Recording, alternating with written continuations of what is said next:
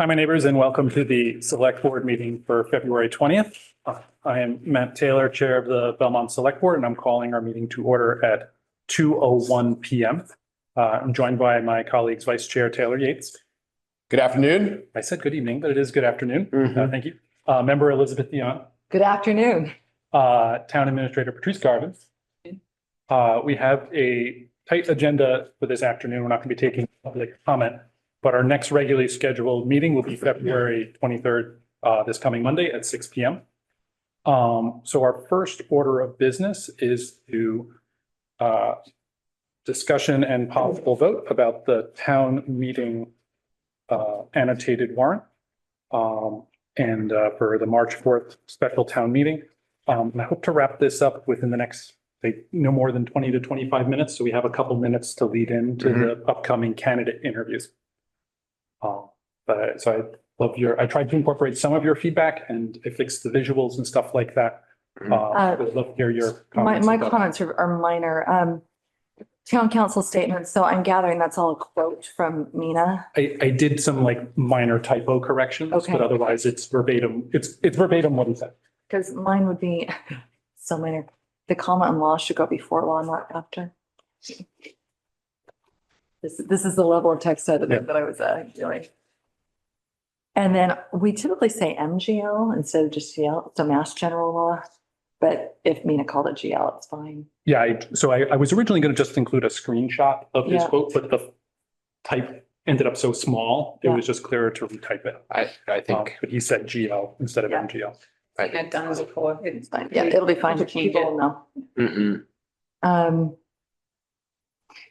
I am wondering, on the next page, what you see in the code is what could be built. I'm glad we have the visuals. I think those visuals are pictures worth 1,000 words, and especially since the opposition is still using the completely outdated, soon to be 14-month-old visuals, which are deceptive. I think it's important to have accurate information out there. Up above, where you say ensure that projects honor the charm and small town vibe of Belmont Center. I don't really object to vibe, but I'm just wondering if we want to say feeling instead of vibe. But I don't feel Happy about to that. make that switch. Not strongly convicted one way or the other. Next page, vibrancy. The overlay zoning, okay, first line's fine. Your next complementary should be COMPLE, complementary. You had pointed that out and then I Alright. searched for the LI version and I missed it. Thank you. And would you consider adding after smaller factor housing such as studios and one-bedroom apartments, just for people who don't know what that means? I think it helps to provide specificity. And then the fourth line down, beginning on the end of the third line, a healthy mix of commercial alongside housing. What about putting commercial space Yep. alongside housing? Because, and then again, this is me being incredibly minor. You use the Oxford comma, which I love. Right. You didn't on third from the bottom, stop, comma, shop, comma, and dine in Belmont Center. Yep. Sorry, folks. I know, used to it's be on okay. law I'm review. sorry. You and I just are so different in this regard. That's why we all. Can I just, let's see. Article 2 in one financial pillar, do you mean is one financial pillar? Yes. Sometimes it actually does matter. There are Yeah. times when it really does make a difference. Just to be sure, I could have done this myself and didn't. The 230 to 940, are those the amended numbers? Thank you. I thought they were, but I just wanted to be sure. Recurring has 2 R's. Right now it's recurring. If you like salami. Yeah, yes. And since in general you use the Oxford comma, I think it's the only other place I found it. Optimistic revenue scenario should have a comma after it. Oh, wait, no, that's not what this is. The models, let me see what that was. The models developed by the multi-year budget advisory committee show 1K to 2K in additional new growth. Reduces, okay, so it doesn't make sense. What I'm going to recommend is do a comma and then say reducing the size or say which reduces. One way or another, it needs to make sense. Yeah. No, And I don't care which way you do it. Yep.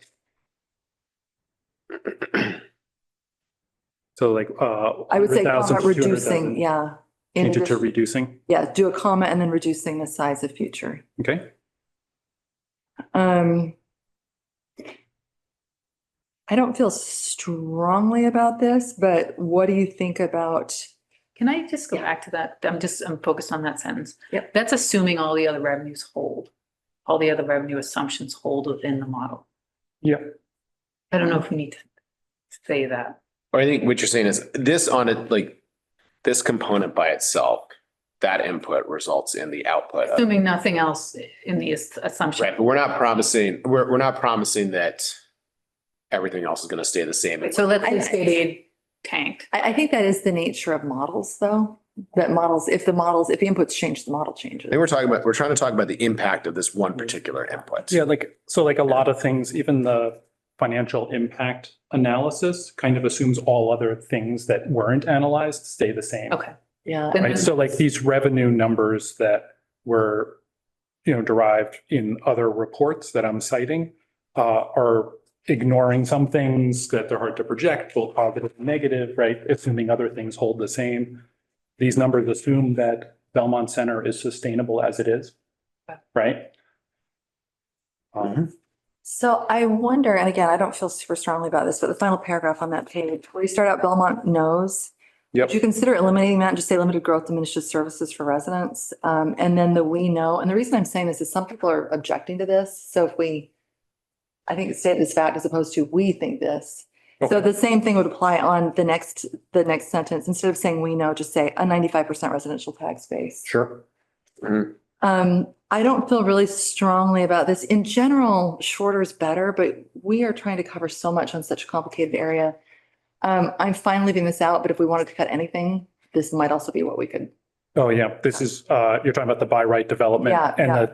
what I was trying to get at here is just that there's still a lot of checks and balances. Yeah. Like, I think especially town meeting and residents, they're used to the special permit process where everything is Yeah. handled at once. We know the specific project, we have all the details, we can talk about the specific Yeah. traffic, the specific parking. Mhm. But this is a framework for by right development with all these other checks and balances to follow. I thought it was kind of like, it's also a quantity, right? Showing the 12 different areas they still have to Yeah. submit. Mhm. But if you think it's too long, I don't object to it. It was just if people were thinking it was too long. What I might do then is put I think,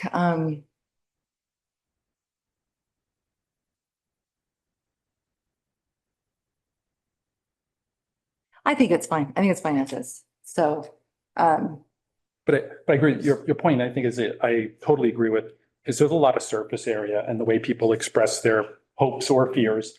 And so there isn't one way you end up saying not enough if you try to speak in such generalities. yeah. Mhm. Mhm. I think this is so complicated and there's a lot going on. So, your second paragraph from the bottom, allowed building sizes were greatly reduced. Could we also say and lots were removed? Because we took a lot of surface area out. It wasn't just reducing sizes. I mean, this thing is like half the footprint originally was. Yeah. Can I say parcels? That's fine too. Parcels is absolutely fine. I just want to point out that the footprint shrunk. Yeah.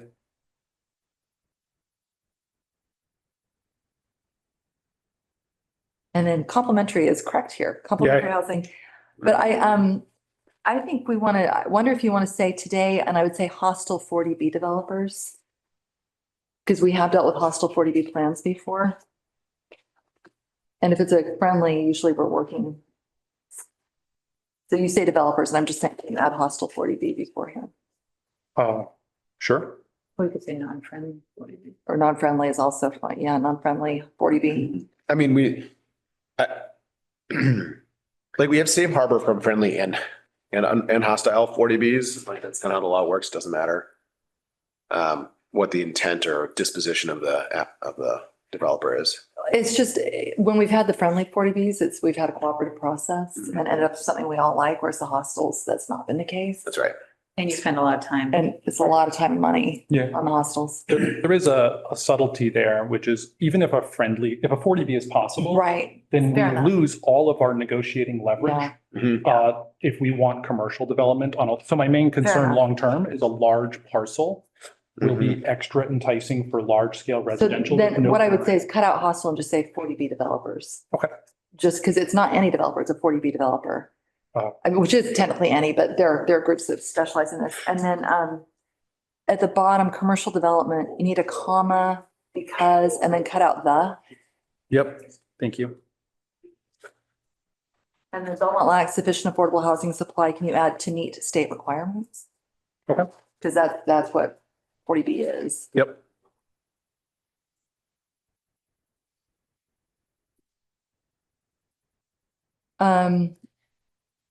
Next page over, a hotel, so skip a page. I had no comments on article so far, at least that first page. Your first full paragraph, these estimates do not include other sources of revenue from accessory uses such as meals. Can we say and alcohol tax? Or does it all get combined into the same tax? I think, I just, the more we can point out that we're getting, the better. yeah, I guess, so alcohol is included in the meals tax if it's served as part Of of the a meal. meal. So, But if it were retail alcohol, there's Right. no like additional Right. alcohol tax that we So- receive. Incorporated in that. Yeah, that's fine. Yeah. I just kind of like, the more we can tell people that we're getting mhm. but that's fine. And then do we want to say anything about they are also potential customers for our small businesses? Hotel guests? That's true. Yeah, I probably didn't say that directly enough, getting down to the like a new use in Belmont and it's complementary, again, with the proper spelling, amenities. But I didn't say that directly. Mhm. What would you recommend? I would just say such as meals tax, just literally add a sentence saying hotel guests may also provide additional business to our small businesses or Yep. However you want to phrase it. I'm comfortable with whatever you want to do, but the gist of it.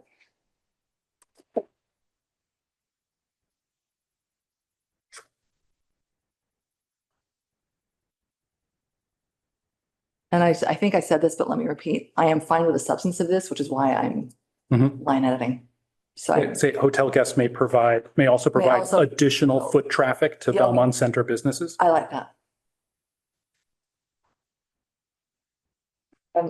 Flipping over amendment select board report. Article 2, 1, 2, 3 down, Mhm. your first paragraph, final sentence. I think you want to say there is no parking maximum. Right now it Yep, says there's it not says parking not. maximum. Yep. Thank you. And then skip the next page.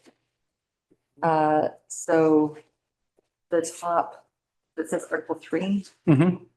this amendment removes evidence. I think get rid of D, so it's evidence-based adjustment. Yes, evidence-based and Evidence hyphenate. adjustment. Yeah. All right. Okay, and that's it for me. Thank you. Yeah. You did a fabulous job on this. That's a ton of work. That's very, very kind of you. Yeah, Coming from you, oh, that no, means a no, lot. I'm honest. I'm not kind of honest. So- And one thing I would like to do was after I had included this for the packet, the moderator sent out the order in which he wants to do the amendments. I would like to reorder this table I think we to can match pass the it. order that the moderator wants Yeah. to take them up. So I think we can move to, what are we calling this? Affirm this, giving you authority over organization. Any further scriveners? Yeah, and then the other thing we might consider is, so I'm also gonna include this on Monday's agenda in case we need to make Okay. like a final vote. Yeah. If you want to postpone till then, because also then we could put in what position we want to take on the last two amendments Oh, that came sure. in. Because I don't have it on the agenda today to Okay. vote on those. Are those ones the planning board voted? So Patrice is saying the planning board voted to accept them. So you'll have some more clarity on Monday. Yeah. Okay, all right. We haven't putting up all the updated appendices online today. So I can make these small Yeah. edits and just bring it back Monday. Okay. It'll be pretty quick. Well, there's a chance, I am hoping, I don't have control over my Wi-Fi Monday, so I'm remote. It might be best. remote anyway, Elizabeth. Oh, because of the storm. Yeah, we don't know what. So we'll see. So, actually, I'd like to vote on it as is, and then we can reaffirm Monday. Just, I want you to have my vote for this. Okay.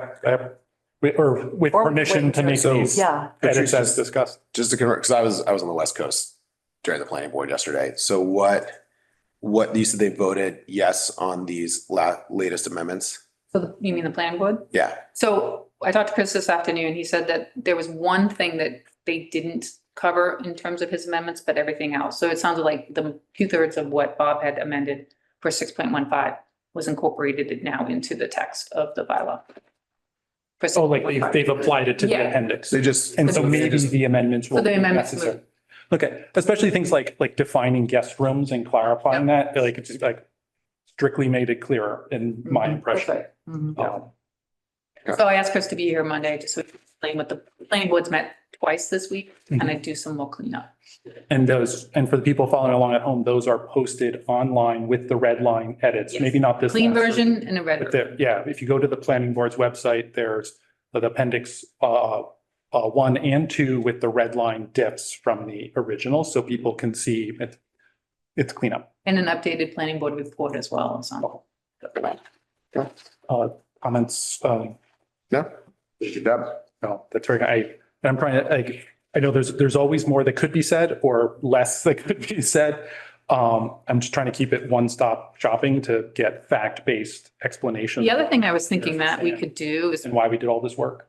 pull out the chart on the amendments and have that also be on its own separate type of document. So if people are looking for amendment information, so in case they don't get page 3 of the annotated warrant, they see that. Yeah. That would be helpful. Yeah. So, Put that right and online. I could split Article 2 and Article 3 into separate tables. I think I think people like a more shorter documents than one.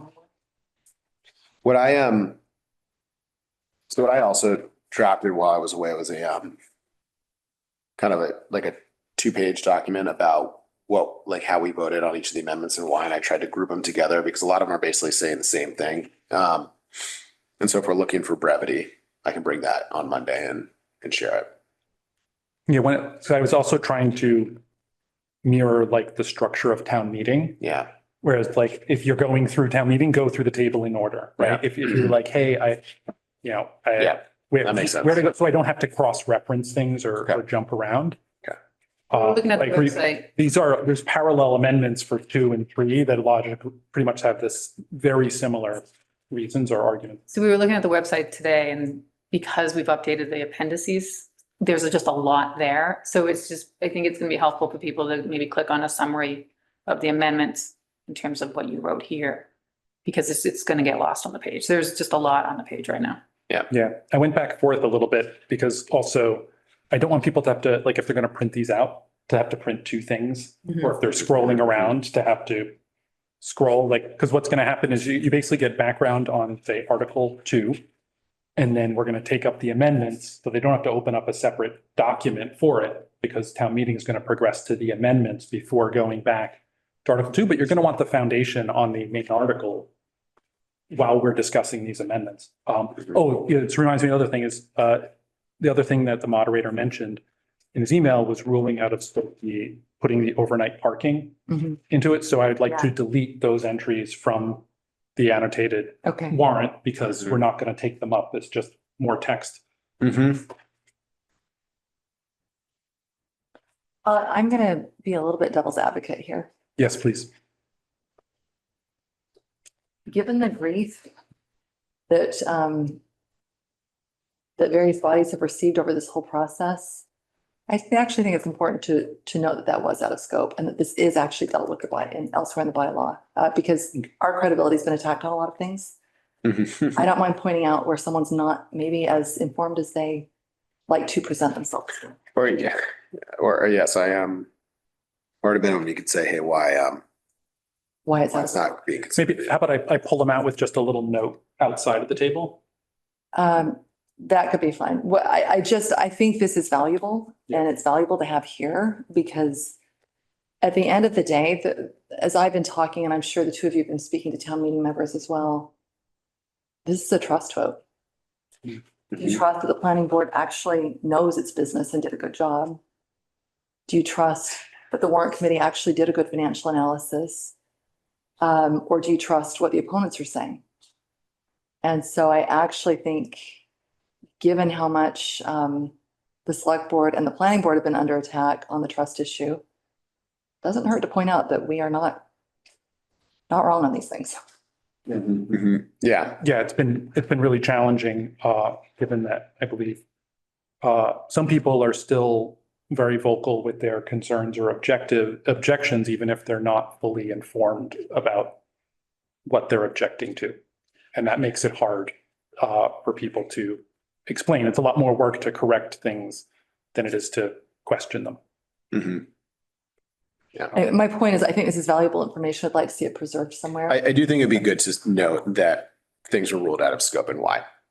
Okay. Because at a minimum, people might ask, people will inevitably ask, why was this ruled out of scope? Right? And it just gets a jump start on that. Do you want to make a motion to say approve these, endorse these edits or endorse the? So yeah, move to endorse Mhm. the warrant as annotated, giving the chair discretion to reorder and make additional Scrivener's corrections. Right. So this, by the way, is included in the annotated warrant. This is part of it, or is this a separate document? It could be both. Okay, I will treat it as if the select board report is part of the annotated warrant. Okay, so move to approve the annotated warrant as amended, allowing for Scrivener's errors, Scrivener's edits and reorganization by the chair at his discretion. Second, All in favor? aye. Aye. Aye. Thank you. Great. Yeah, again, I'm going to do my best to be able to dial in Monday night, but I really want this voted on. Yeah. I want my affirmative vote recorded on this. You did a lot of work and I think it's really important. Yeah, well, you guys know how it is. It's all a labor of love for. Absolutely. Even when we disagree. Great. So our next item, giving a little preamble, will be the police chief finalist interviews. Patrice, do you mind if I ask? I didn't see the final question list in our. Kelly has it. Oh, you do have it. Okay. And I was Really, going why to don't you ask come if we up? could each have a printout. Yep, and I also made some slides so that while we're reading the questions and so the candidate can also see them on the screen, and then I'll take them down so that the people following along at home will see the candidates. Got it. Not crazy. Yeah.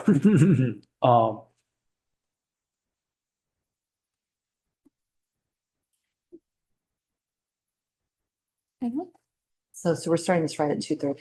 Yeah, the first candidate will start at Okay. 2:30. Okay. Wondering if you can have, Here, so if you want me to grab them. I wonder if we can have a brief recess Yes, and I will be right back. okay, we're going to take a brief recess.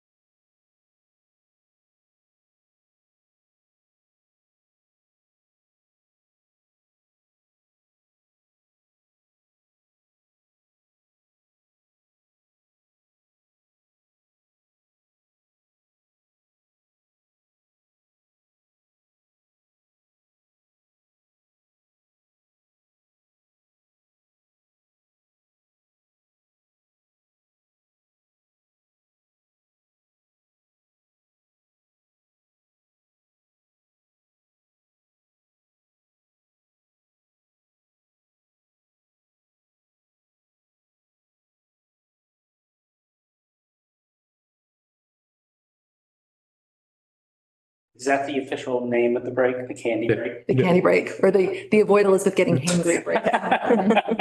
So, hi, my neighbors, we're back. We're about to begin our police chief finalist interviews.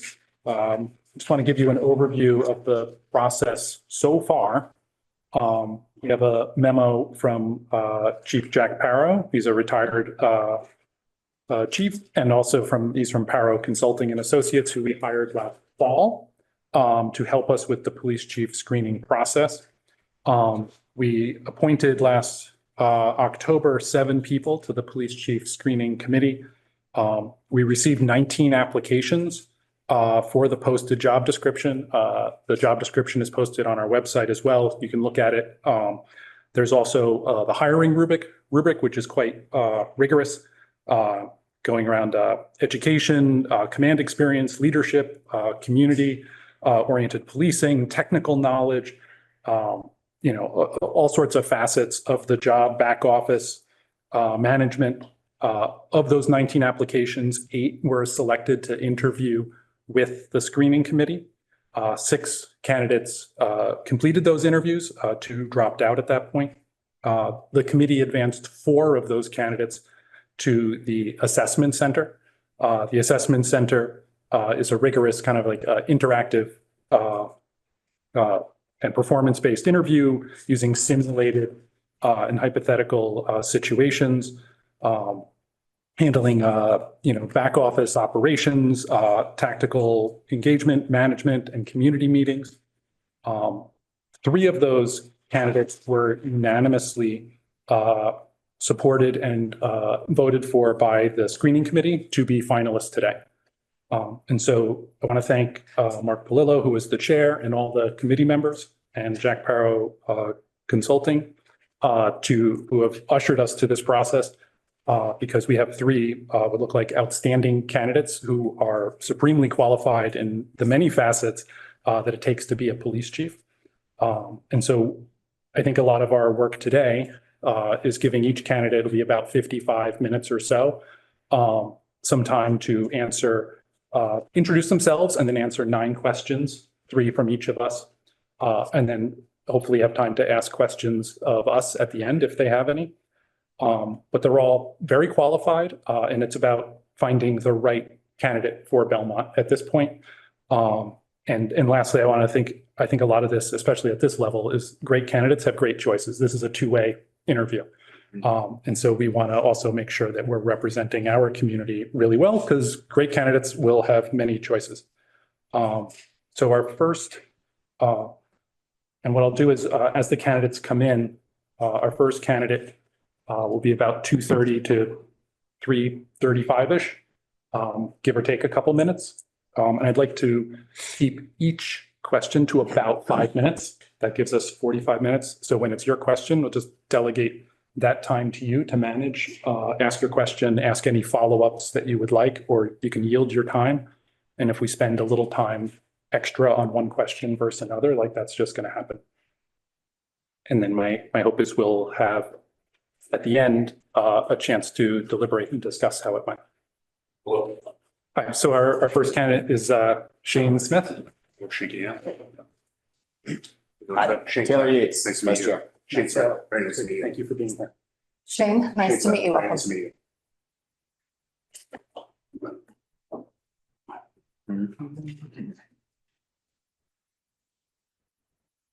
Please feel free to sit, stand, whatever makes you most comfortable. We have about an hour. So we each have about nine questions, 3 from each of us, that we'd like you to walk through, and then we'll hopefully have some time for you to ask us questions as well. We're going to be asking the same questions of all the candidates. I'll put them up on the screen while we're asking them. But I think the first order is just to give you a chance to kind of give us a brief overview of who you are, what your background is. If we've read your resume and seen your background, but the public following along hasn't necessarily. All right. And Great. thank you for being here. I'm humbled to be here. Thank you very much for the opportunity. The search committee, a lot of work, challenging assessment center. I will say that, very challenging. So I'm born and raised Salem, New Hampshire. I come from a law enforcement background. My father was the biggest influence in my life. He was a police officer for 32 years. I also have a brother who's my strongest mentor. He's been a chief in 3 different states. Went to Salem High School, graduated from there, immediately went to UMass Lowell. During my junior year, I worked as a part-time officer in Hampton, New Hampshire, up at the beach, walking the strip, and it was my first taste of law enforcement and found it so enjoyable. Like, I literally couldn't wait to work. Went back to school for my senior year because it's only a summer job, and was afforded the opportunity to get hired in Salem. And it was January of my senior year in college. Now, back then, recruitment retention was much different than it is today. There'd be hundreds of candidates for one spot, as I'm sure you're familiar with. And I had to take the opportunity. So I had to withdraw from school, made a promise to my mother that I would finish once I was done my probationary year, which I did. I graduated from UMass Lowell with a degree in criminal justice and a minor in psychology. While at Salem PD, during my patrol years, I was a use of force instructor, worked every shift. And that's when I first started, when I got on the SWAT team. Now, we have a regional team very similar to NEMLEC, and ended up being on the team for 17 years and finished, and wasn't just on the team, I ended up being the commander of the team. And there's several communities involved, and we have a board of directors, which is all the chiefs of police from those 15 communities that we have to work with and handle any incident that can't be handled by a local community due to lack of resources. I was a juvenile detective for a short period before I got promoted to sergeant.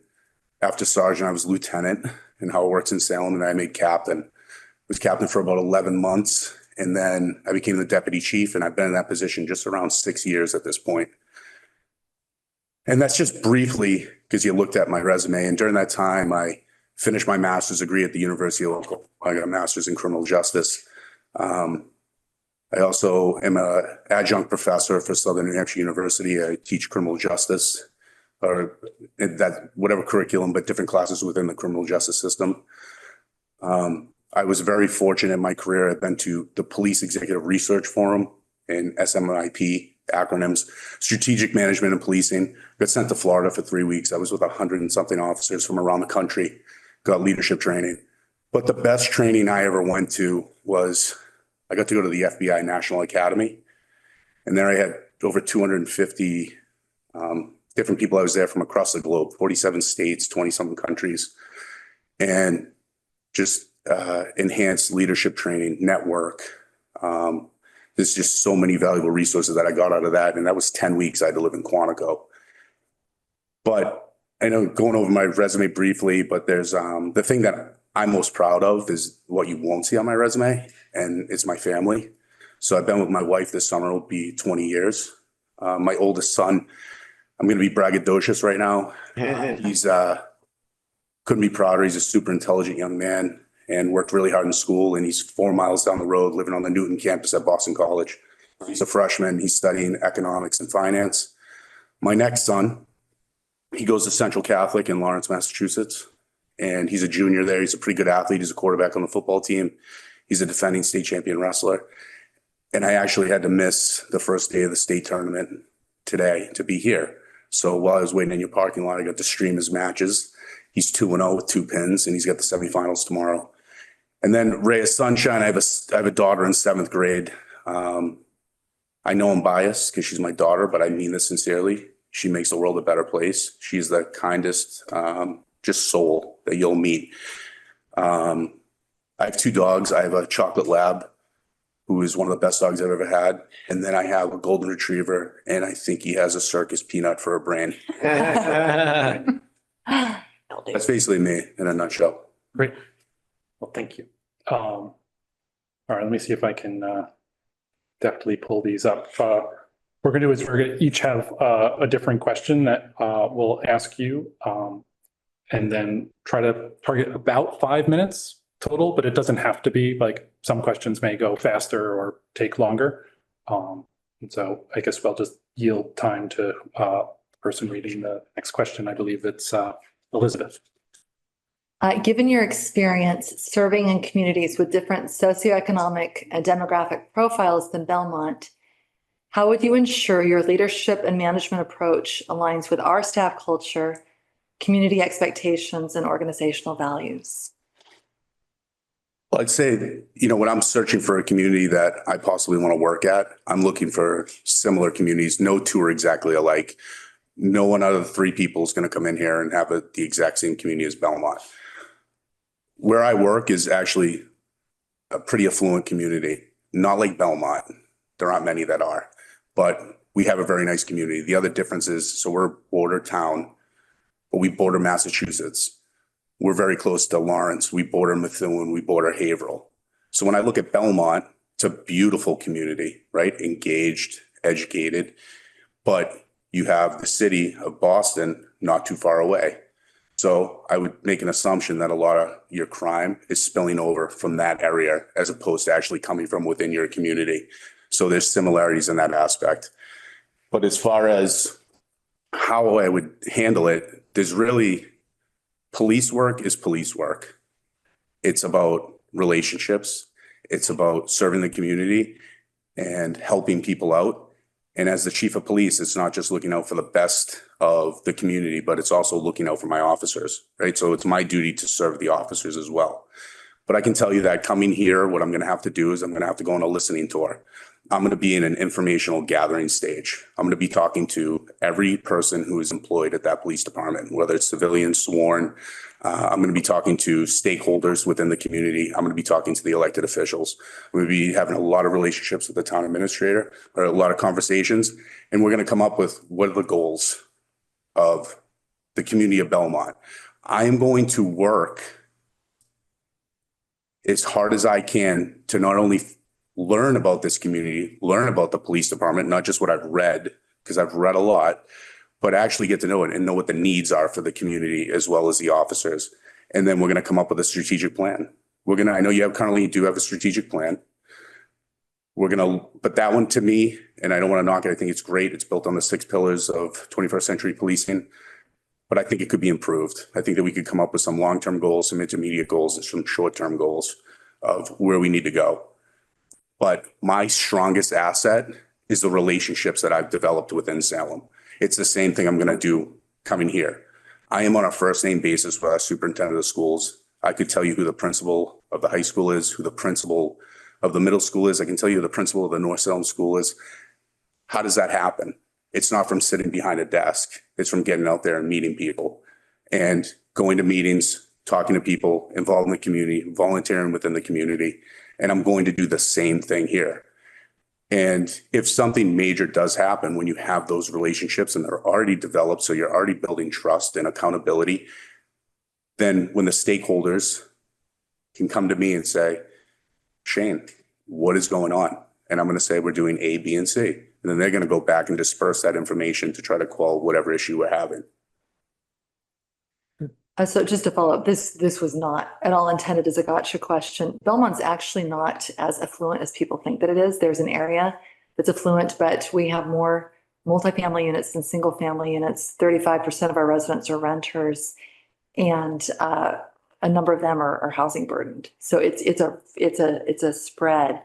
And so maybe if you could just address how you and nobody knows that. I mean, everybody looks at Belmont, assumes that it's one thing. So, well, I've been coming down here for 17 years. My best friend since I was 5 years old, he lives on Essex Road.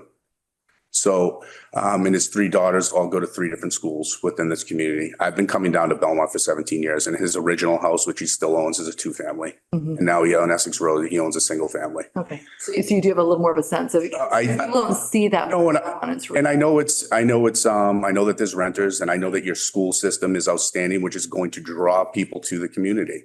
I looked at, it's like, I was impressed that my son went to Boston College, and then I read up on Belmont, and I saw that on the average, there's 7 kids who go to Harvard. It's not that impressive anymore that I said my kid went to Boston College. Still impressive. We're impressed. But so Salem is a very diverse community too. So we actually have trailer parks there. We have homes that are worth over 2 million. We have lakes, and people live on the lakes, and they're tearing down 3 houses to build one huge house.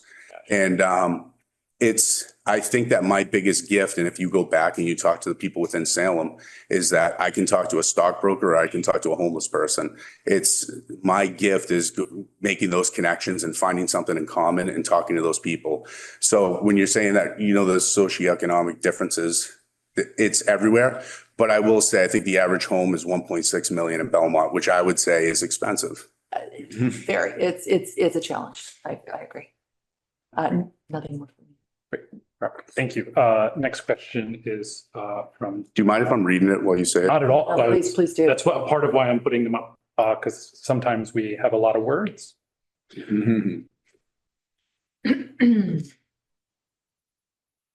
All right. So how do you plan to earn the trust of a department that has strong internal ties and institutional knowledge while still bringing a commitment to evolving policing best practices? So I watched a lot of the meetings. I watched, and I've been reading a little on Facebook, and I read the Belmont Voice. And I see that, I watched the meeting where they came to the selectmen's board meeting, and they, the both unions said that they wanted an internal candidate. You had a citizen who said that there should be an internal candidate. And I saw that as incoming as a challenge. So how do I build trust? Well, first and foremost, you set clear expectations of what's expected. Once those expectations are laid out, if people are doing what they're doing, how do you motivate people? You compliment them. To me, leadership, there's hundreds of leadership philosophies, but to me, it breaks it down really easy. I had really good parents. I like to think I'm a decent parent. I don't know if I'm as good as them, but leadership and parenting are very similar. If somebody does something good, well, if your child does something good, what do? You praise them, right? If your officer does something good, you praise them. If your child does something bad, you correct it. If an officer does something bad, sometimes it's coaching, it might be a discussion, might be mentoring. If it's really egregious, it might be suspension or termination, right? Where your child might get grounded. But I think the only difference between the two is you have unconditional love for your children, but my employees will know that I care about them. And I make that a point to actually know my employees. So when I go on that listening tour, it might be a 15-minute quick discussion where I meet with all these employees, but I'm going to get to know them. They're going to give me their input. They're going to tell me what's going well in Belmont. They're going to tell me where they think that things can be improved. And I'm going to take that and I'm going to bring that information forward. We're going to have a discussion. We're going to all work together and try to make it the best place it can be. And building trust is doing the right thing. It's doing the right thing when nobody's watching. So these officers will know that, A, I'm going to show up in uniform every day just because I know my patrolmen have to show up every day. And that's what I do in Salem currently. I'm going to be where I'm supposed to be. I'm going to do whatever I can for them, but I'm also willing to have discussions, for instance, with the union.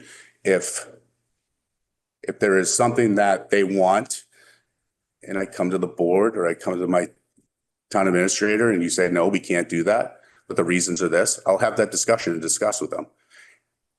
They may not be happy, but at least they'll be informed. And that's what I think has worked in Salem. It's being open, honest, direct, transparent with what I'm doing, my decision making. And if they may not agree with it, at least I'll be informative as to why we're doing it. And I also think holding people accountable.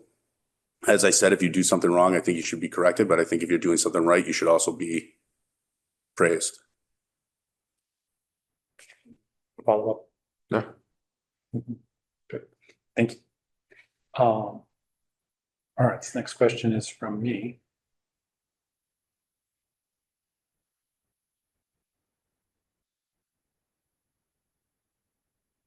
So Belmont has a 95% residential tax base, meaning budgets are limited by Proposition 2.5. So please tell us about a time you had to manage the trade-offs of services today with long-term cost drivers. What strategies did you use to manage budget growth while maintaining staffing and performance standards? So just this past year, we worked on the budget. Came to the town with a minimal percentage increase. And we have town council there. We used to have a select board, but now we have town council. They approved it. We go to the budget committee, sat through 2 meetings, and they said there's absolutely nothing here to cut. And this is the town side. So we have town side, school side, same as you. And at the end of the meeting, one of the budget members goes, you need to cut 2 million from the town budget. Find it. So we go back, we go back after that meeting, we meet at the police department, the chief, myself, and we discuss it, start coming up with a game plan. We say, we'll attack this at 8 in the morning. We come back, we meet, and we start thinking about it. So there was a long-term plan of how we're purchasing vehicles. So we were tasked with taking off certain $100,000. We had a dispatcher who had left, so we chose not to fill that, and we would fill it in with overtime if need be on the overnight shift. We had a detective cruiser that was supposed to be in the next budget. We took that out. And the other thing that we did, we were trying to get new pistols for the officers. And we were trying to do it to keep the percentage down. So we were doing it 25% increases over the next 4 years. And this was planned and discussed with the town manager. But we eliminated that, so we pushed that off to the next year. So there really was no cut in services for the town of Salem. There was no impact. The only impact is that the cars might need a little more maintenance, which we discussed and told the town manager that, where you can't replace it, that there might be an increase in maintenance costs. People take days off as far as dispatchers. We're going to have to fill that with overtime. So there might be an overtime cost. And as far as the pistols, we just told them that every year you wait, it does increase, but they know that going forward. And next year, hopefully, we can purchase 50% as opposed to the 25. So in some ways to me, and sometimes decisions have to be made and budgets are tough and it's always a discussion. How that budget committee did it, it made it a little harder because they looked at the entire budget and said, there's nothing that we can do. But we worked with the town manager and we got it done and came to a resolution which wouldn't impact any services to the town of Salem. And this is the current fiscal year? Yes. Have you had to run into this kind of budget shortfall or challenge in prior? I've never had to run a shortfall budget. No. I've been very fortunate in the town that it's always been approved. But so how our budget works, it's a little differently than here. Our budget starts in January. It's not actually approved till March and doesn't kick in till April 1st. So from January to March, we have to be cognizant of where the budget is. Because if we have the default budget this year, it'll be $5 million and we'll probably have to do layoffs. There'll be no other option. So, but we are cognizant of that. So one of the things that we did initially is only have one supervisor on the day shift during Monday through Friday because we have detective lieutenant who's there who could slide in if that supervisor has to go on the road. We usually have two. It's just how we operate. One on the road, one inside the building. So that's where we manage to save some money if someone takes a day off, not use that as overtime. Always looking at the calls for service and where they are and how we're going to utilize our resources. Like on midnights, we're down to 4 officers on midnights where we used to always be 5. And it's just calls for service that are down. So we could do that. But if we see a change in data, then we adjust and we might have to add someone. If Friday night's really busy, then we're going to have to add somebody on a Friday night. Great. Thank you. Any follow-ups from you guys?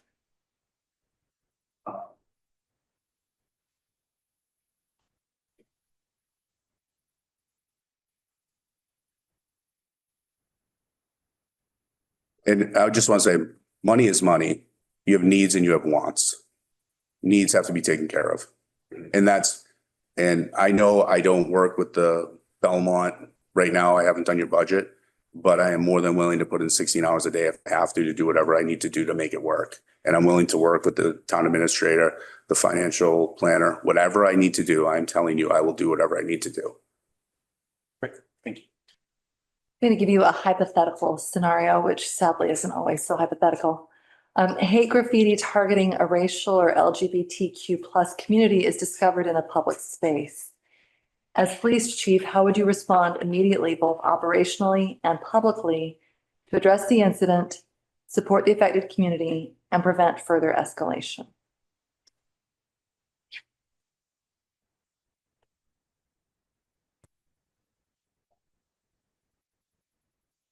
Well, immediately, I'm gonna notify. I'm gonna send an email to the town administrator. I'm just gonna let her know if she doesn't know at this time. I'm gonna and ask her if she wants me to send an email to you as well. Go through that chain of command. Just make sure everyone's aware. By what I talked about earlier, building those relationships. So I'm going to know what group I need to go speak with. We have to start looking to talk to municipal services to see if we can get that painted and taken care of. It's unacceptable and it has to be done now.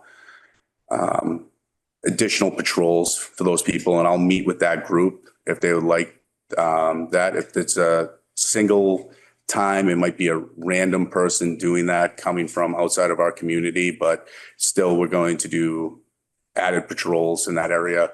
And ironically, we had a similar issue in Salem at one point. We had people who were doing graffiti all over the community, more so like towards on the highway on ramps and coming down, but just everywhere. And we ended up catching them through proactive patrol. We had police officers driving through common areas and saw a person actually doing it as they were doing it, hopped out and made an arrest. And then just constantly communicating with these people and asking them what their needs are, what would make them feel better. And if that means that if officers have downtime, have them sit in those actual spots that this might be occurring and just have mere officer presence. But I'm open to going and meeting with people, talking to them. I'm open to suggestions. I'm going to make sure everyone knows about the situation, how I'm handling it. And then we have to, do some follow-up after, make sure that they're satisfied with our service and make sure that those people in the community are happy. Great. No further follow-ups. Thank you. Next is a question, Taylor.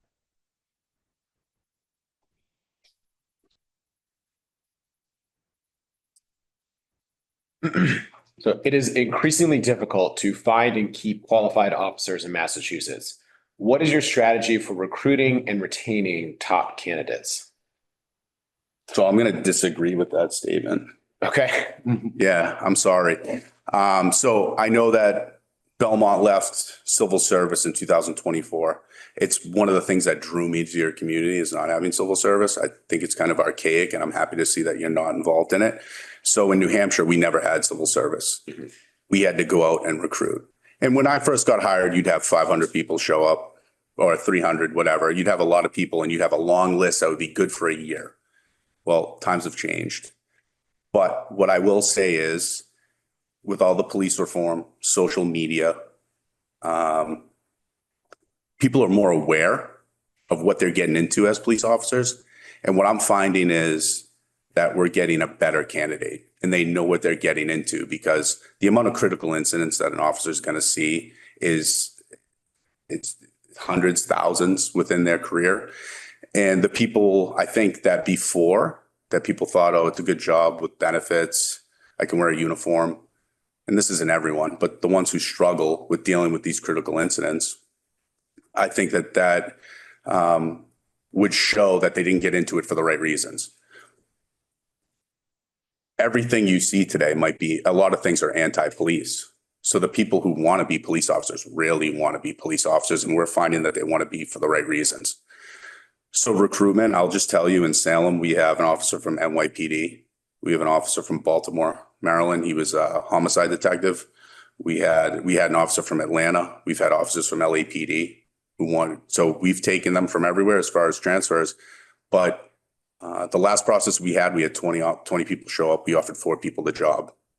And we do a comprehensive background. We do a polygraph. But we're finding that people are educated. We've really developed relationships with the colleges near us, to include Merrimack College, Rivier College. It's going to be that much easier down here, in my opinion, with the colleges that are down here. And obviously, probably the kids going to Harvard probably don't want to be a Belmont police officer, but there's Leslie, LaSalle, Suffolk, Northeastern. There's plenty that we can develop, but we've made relationships with these people. The other thing that we do, because we've looked really outside the box, and I would bring these same things here. One of the things is we developed a CJ class within the high school. So kids go to school. We do it one day a week. We send a different officer or detective or the evidence officer, and they go over and they give a class just to let them know. And then we have them come over and they see our drones or whatever else we're doing to make them interested in the job, get to know some of our officers. And what happened with that is we just had our first return on investment. So it took about 5 years. So this is a long-term investment. But this person went to Merrimack College, is about to finish their master's degree. They do a 5-year program and just applied with us, got hired and passed the background. And we have another one who's doing an internship from Merrimack College that did the same thing in the class. So that's one way. Put it out there. We use Police app, which is app-based. It lets people know that there's open jobs available. And then the other huge thing that I hear, because I sit in every chief's interview with my current chief, and it's our recruitment team. So we have we put the right people in the right places. And more often than not, if you're a good quality candidate, you can almost go wherever you want right now to be a police officer. It's the truth. So what separates it? More people are telling me it's your recruitment team. It's the lieutenant. It was his approach, how he treated us when we were there.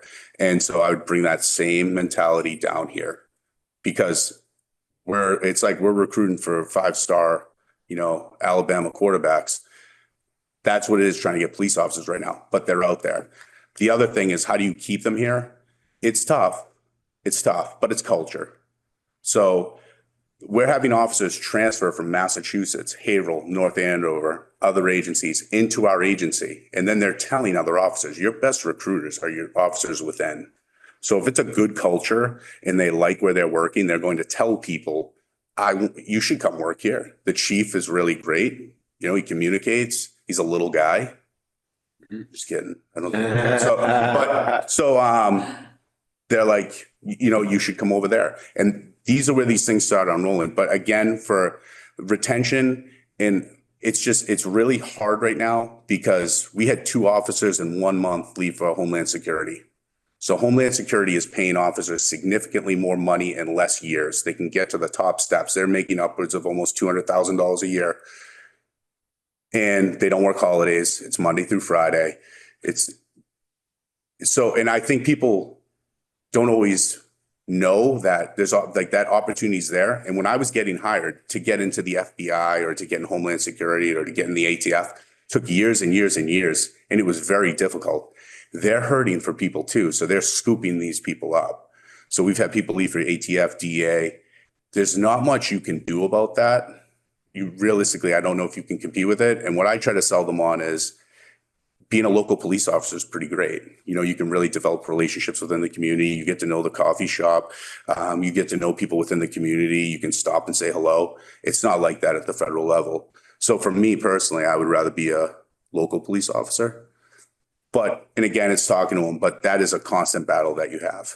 But I think ultimately retention is culture-based.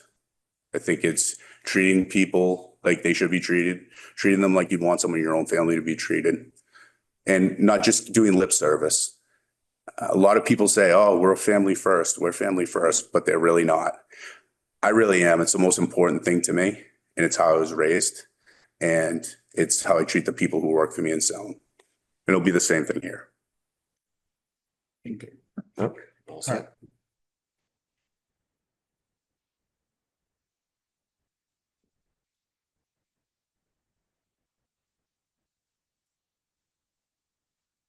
Would you please provide a specific example where the expectations of residents, department personnel, and local officials conflicted?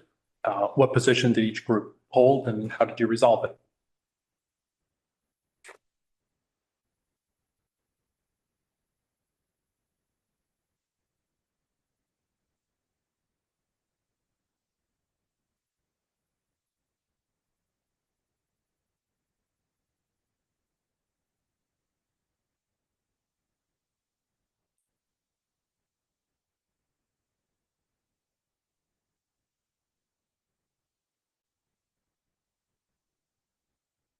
Okay.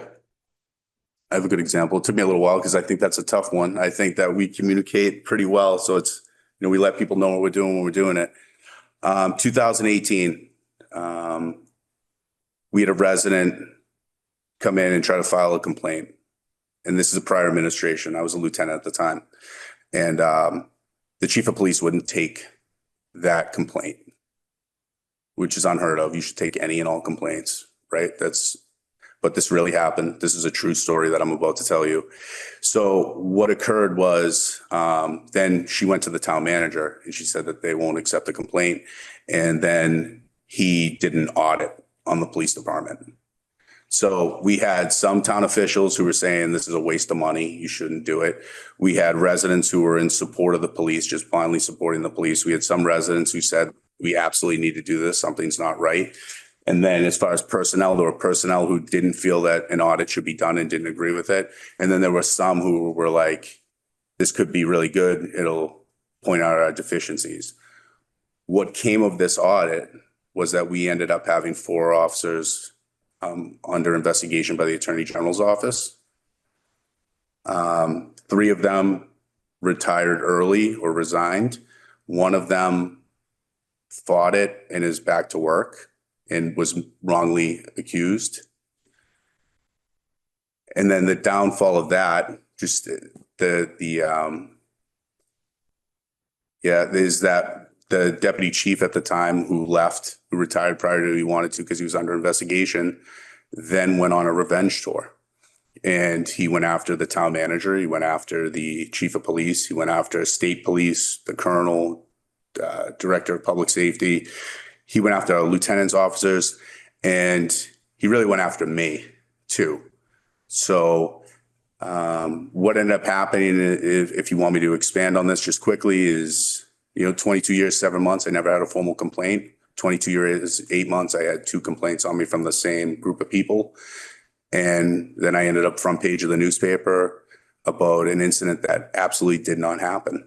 And so now you have people in town hall who were supportive of this person who was doing these, now going after the town because he felt he was wronged by the town and the police department. And there were some officers who felt he was amusing or funny. And then there were other officers who were really supportive. So I end up on the front page of the paper. If you Google me, you'll see the deputy chief cleared in an underage drinking party. I had a son who went to a party and left. And we had to hire an outside firm to investigate it. Everything was unfounded. I gave over my phone records, my kids' phone records, my wife's phone records, allowed my wife to be interviewed and my 17-year-old son to be interviewed without me there. Never responded, never reacted, let the investigation take place, and everything was unfounded. But that all started with that audit. So I think that was pretty tough. Now, the best part is that what it did show me was the amount of support I had within the community. It showed me the support I had within the police department. It showed me what a great chief does and how he stands by his people when he knows that they didn't do anything wrong. And it built resiliency, right? Because I faced some adversity. My kids faced some adversity. And ultimately what it caused us to do, that audit, was to get accredited. And we got a lot of pushback on that. And there were some people who pushed back on it because of the cost. But we're a fully accredited agency, and we did it within 3 years. We got body-worn cameras because of it. We got that in 2022. So that's helped more officers than it's hurt them. And we're a more professional agency, and we built a lot of trust and respect back with the community. Sure. Thank you. No problem.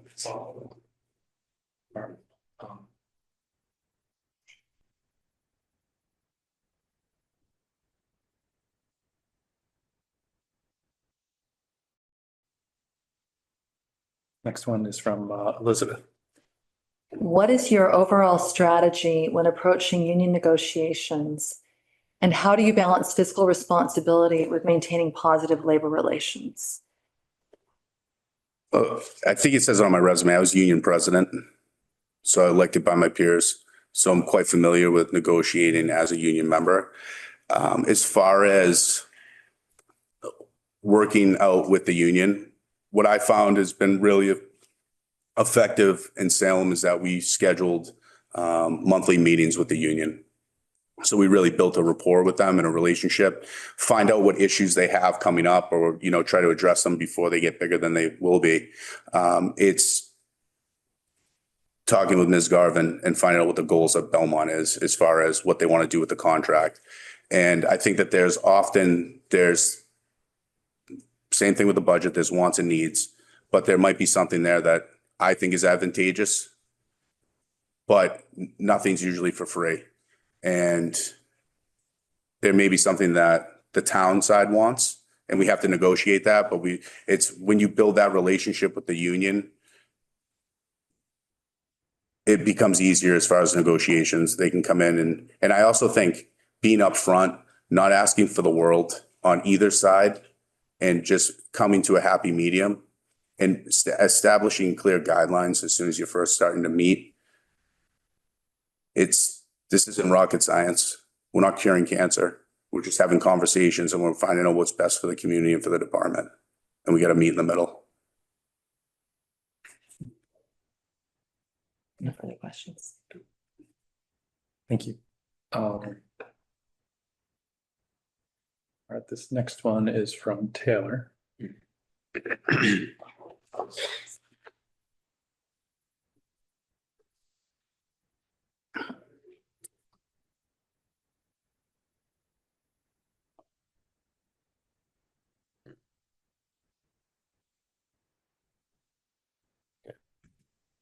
In July 2025, Belmont experienced a multiple shots fired incident near Belmont Center that required multi-agency coordination and significant community communication. How would you mentor and support less experienced officers during a response of that nature, particularly in navigating interagency collaboration, managing high-risk investigative work, and communicating effectively and appropriately with the public?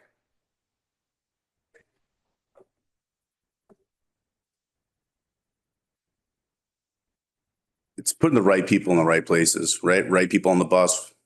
And this is SWAT team 101, right? So I was the commander of the SWAT team. I was on a SWAT team for 17 years. We would go to these other towns or cities, communities, and have to assist them. As far as mentoring younger officers,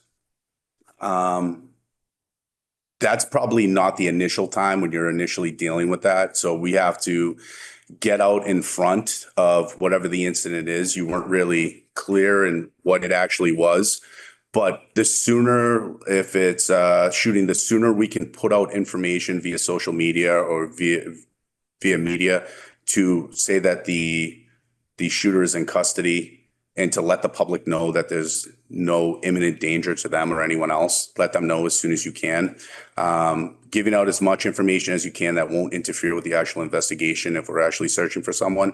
Having the proper supervision there as far as sergeants, lieutenants, your captain or the assistant chief, they're going to be there mentoring people. So your assistant chief seems like he has a lot of experience. He's the acting chief. Your captain has a significant amount of experience. So they're going to be the people that I'm going to lean on to make sure that everyone's doing what they're supposed to be doing. And again, it's communication. It's communicating with the town administrator. It's communicating with the select board, keeping you abreast of everything that's happening and what we're doing.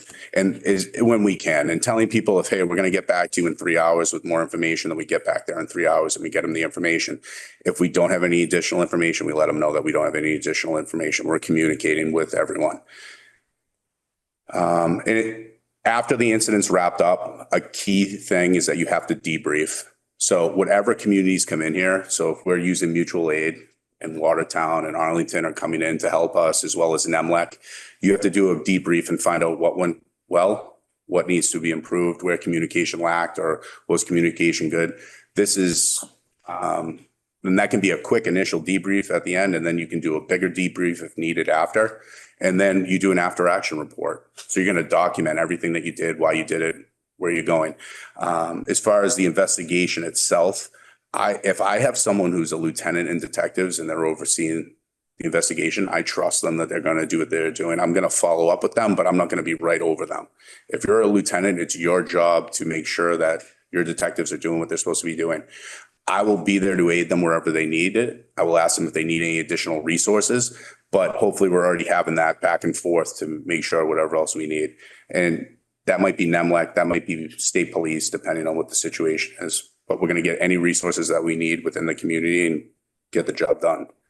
And again, we're going to be communicating with the public, but communicating with you first. I don't want any of you blindsided by anything that happens in the community. And you have to call up Ms. Garvin and say, why hasn't Shane Smith called us? Any follow-up? Thank you. This is our Last one from me.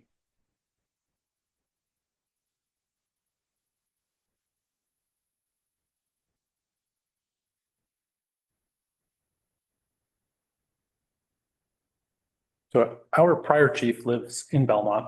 Residents have come to rely on their police chief being actively present in our community and be available when unexpected events arise.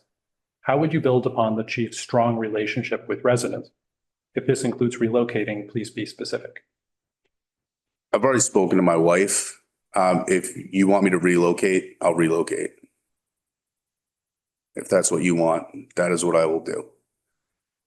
I'll need to find suitable housing. I have 3 children. I have an in-law apartment. My mother-in-law is in there as well. So, but I am open to relocating. That would be up to you guys to say where you would want me to move. If you think I can move to Belmont and afford it, I'd love to. I don't know if I can find that type of residence in Belmont based on the salary. And that's being realistic, but I am more than willing to move. As far as building the relationships, my goal would be to get on boards, possibly join the Rotary Club. That's a place where you can meet a lot of different people and show up to that weekly meeting and get to know people from all different backgrounds and people involved in the community. Go to meetings, have set up open doors so people can come and meet me, set up a location within town. Maybe it's just to have coffee and just come and actually meet me. I love to meet people. I love to sit and talk and get to know them. I don't think that that's going to be an issue as far as me getting to know people. I really look forward to that. I enjoy meeting people from all different backgrounds, learning what they do and why they do it and about their families. I would love to be able to do that here. I've really built a strong, I've developed a ton of relationships in Salem, but I'd love the challenge to come down here and do it as well. And I'm open to any other groups that you think that I should join. You know, I'm where we are, there's a Boys and Girls Club. So they have a board of directors. I don't know if you have a Y down here or whatever. I'm open to anything. But, and like, how would you make it work without relocating? Like, Without it's a relocating, lot of commute time and stuff like. it's really not that much commute time. It really isn't. I got down here, I think I could get down here in under 30 minutes, and that's without lights and siren. So if I was to, no, and if it was an emergency and I had to use lights and siren, I could. I bet you I could be down here in 20 minutes. And I'm saying being safe. It's not that far. It's about 27 miles as the crow flies. So I don't know what your radius would be that you would want me to move anyways. But I know that currently there are officers in other Massachusetts communities who live in our community. We had an officer who lived in Stoneham, Massachusetts, and used to drive up to Salem every single day. I think the biggest issue at hand is if there is a major incident, I have a highly trained assistant chief and captain who are going to be there instantaneously, and I can be there within 20 minutes. And the other thing we have is a cell phone now. So I can be mobile talking on my phone. And what would be the difference if I moved, let's say I moved to Belmont, I'm on vacation up north. I'm at the mountains in New Hampshire and I have to respond back. What's the difference? But I plan on being here early. I plan on leaving late. I want to be seen every shift. So I'll be here for the most part, but those things pop up. If you see it as an issue, then it's an issue. And then I have to move. And if you don't, it's really not that far. And like I said, I went to the National Academy.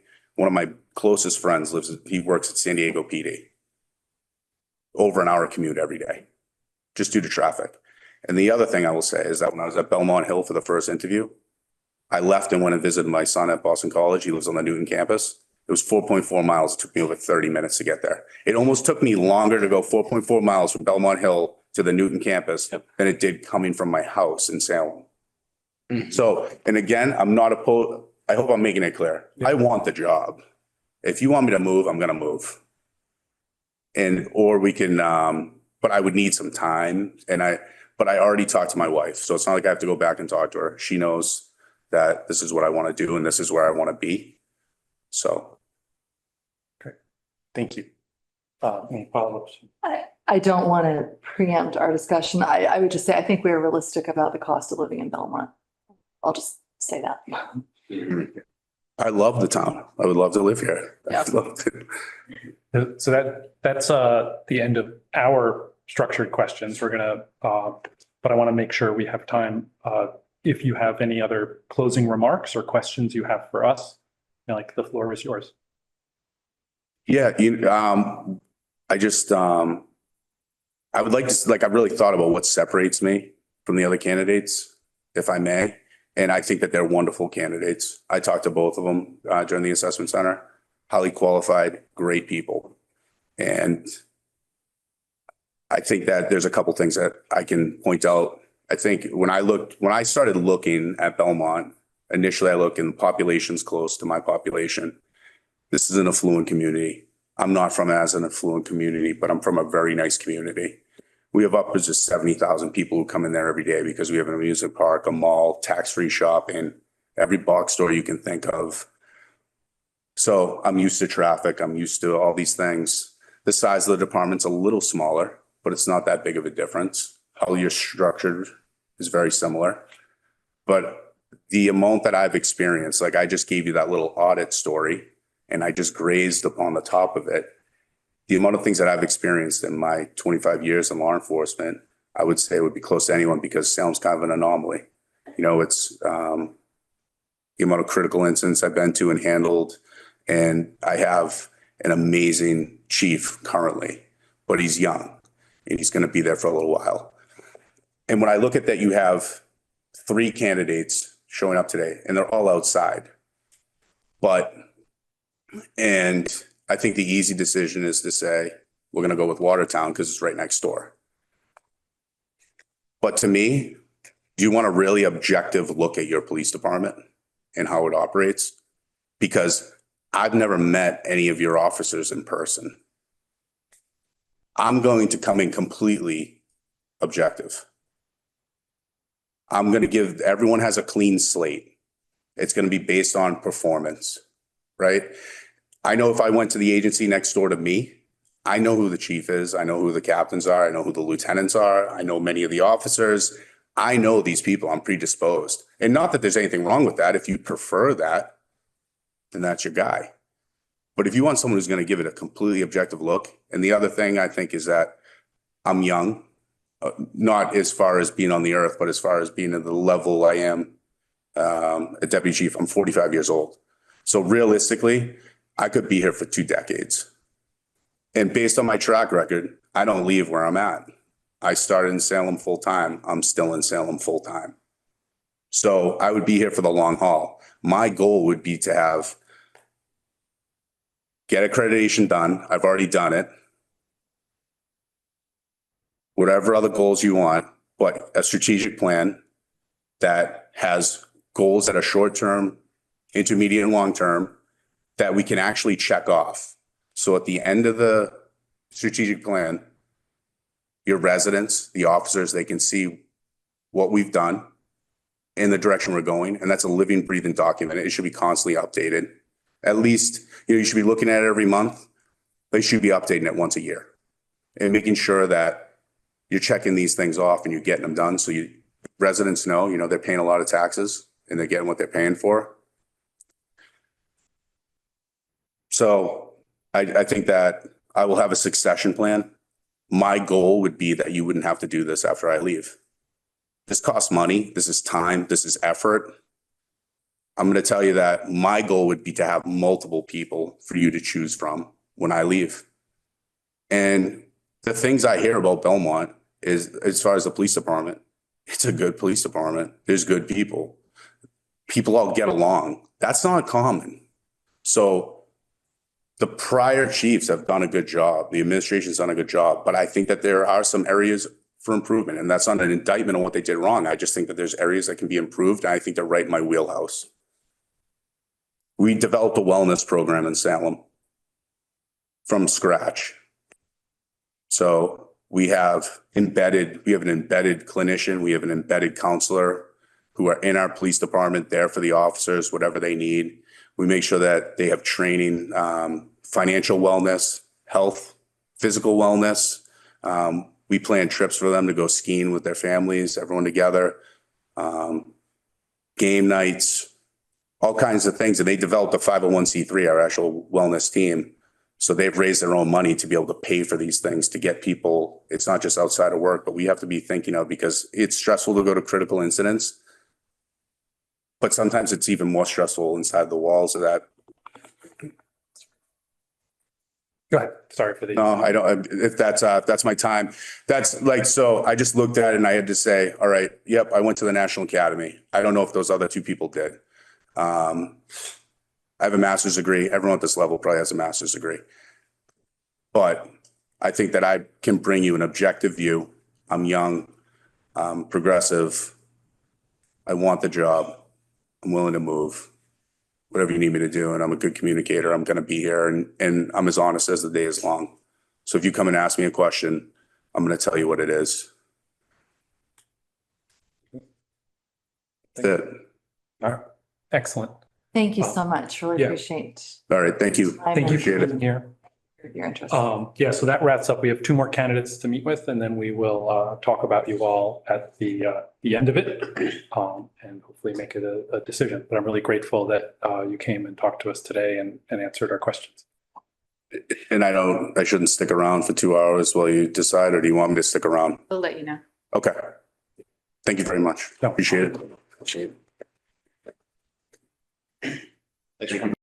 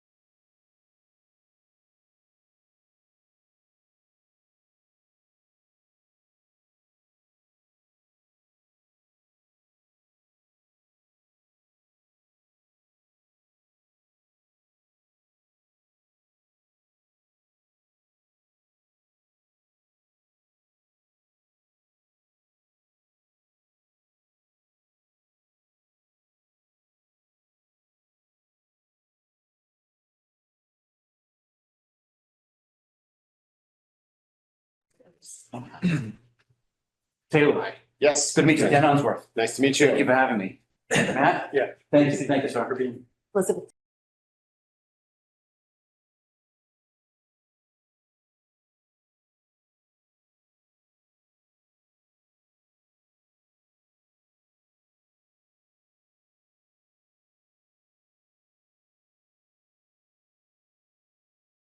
Yeah. Likewise, thank you for having me. Thank you for having your, next candidate is, Daniel Unsworth. Do you prefer Dan, Daniel? What's your? Dan works just fine. Welcome. Thank you for being here. You're our second candidate that we're talking to today. Spent about 55 minutes. Like to open with a chance for you to just introduce yourself. We've seen your resume and some of the feedback from the rigorous interview process so far, but for folks following along at home, they may not have seen all of that. So just a chance to introduce yourself. And then we have 3 questions apiece that will rotate around, try to average about 5 minutes. Okay. A question, give or take. And then at the end, we'll have time for you to kind of share anything that we didn't think to ask about and any questions for us. Okay, thank you. Thank you for having me. So I guess and I'll put questions on the screen so you can read along if you would like. Okay. But to start, if you would just give a brief overview, introduce yourself for the people following along, anything you want to highlight or skills that you have that help you be prepared for where you are today. Okay. First of all, I acknowledge there are many other good candidates that have applied for the role. I'm honored to be here before you this evening. I know it's an important decision for the town. I'm thankful to be here. You should know that my life is intentionally a simple, clean cut, healthy lifestyle. My life revolves around my family, my love of police work, and my love of the outdoors, if I'm honest. As far as my family, you see my mother and my father here. My mother was an English teacher, middle school English teacher in Cambridge. My father was a police officer, and my sister went on to become a teacher. And here I am, following my father's footsteps as a police officer. So you can see the influence they've had on us, a positive influence. Now we have my wonderful wife, Lauren, here. I know full well she's the best thing that's ever happened to me. I acknowledge that. And she works for Bessemer, a venture capitalist firm out of Cambridge. And she keeps tabs on me and our 2 boys, Hunter, who's 13, and Brantley, who's 10. I like to think they're here watching, but I think they're probably watching Olympic hockey right now. So if I'm honest, I mentioned my love of police work, and I truly believe it's a higher calling. It's an honorable way to make a living. And anyone who ventures into this career, I believe, and I have tremendous respect for them and admiration for them, especially now. We know there's so many challenges you'll encounter during the course of a full career in policing. I'm sure there are police officers listening to this right now, and they should know that I have tremendous respect for the challenges of their work. But again, it's an honorable way to make a living. And for that, they deserve all the equipment and support and coaching and training and support from their leadership to make sure they can go out in the community and do a good job and carry themselves with confidence to do great things in the community. I mentioned my love of the outdoors. I love the woods. I love running. I grew up hunting and fishing with my dad. You'll see me running through Rock Meadow and Lone Tree Hill and Beaver Brook. All my running loops are in Belmont. I have the Belmont Hill Loop and the Moosey's Loop and the Rock Meadow Loop. As far as my education, I went to Westfield State College, graduated with honors.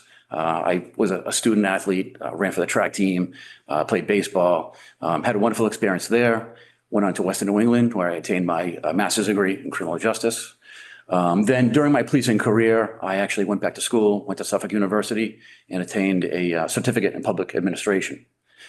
More recently, I went to the Harvard Kennedy School and attended the local and state government police executive leadership program.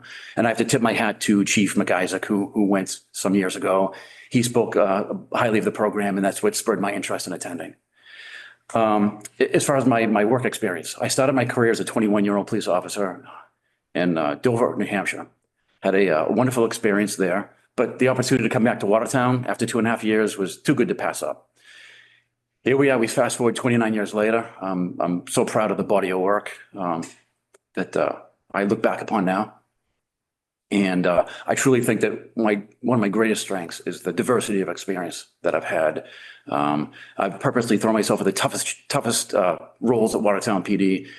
Purposely thrown myself at the toughest challenges that our community could face. And that's really well rounded me out nicely.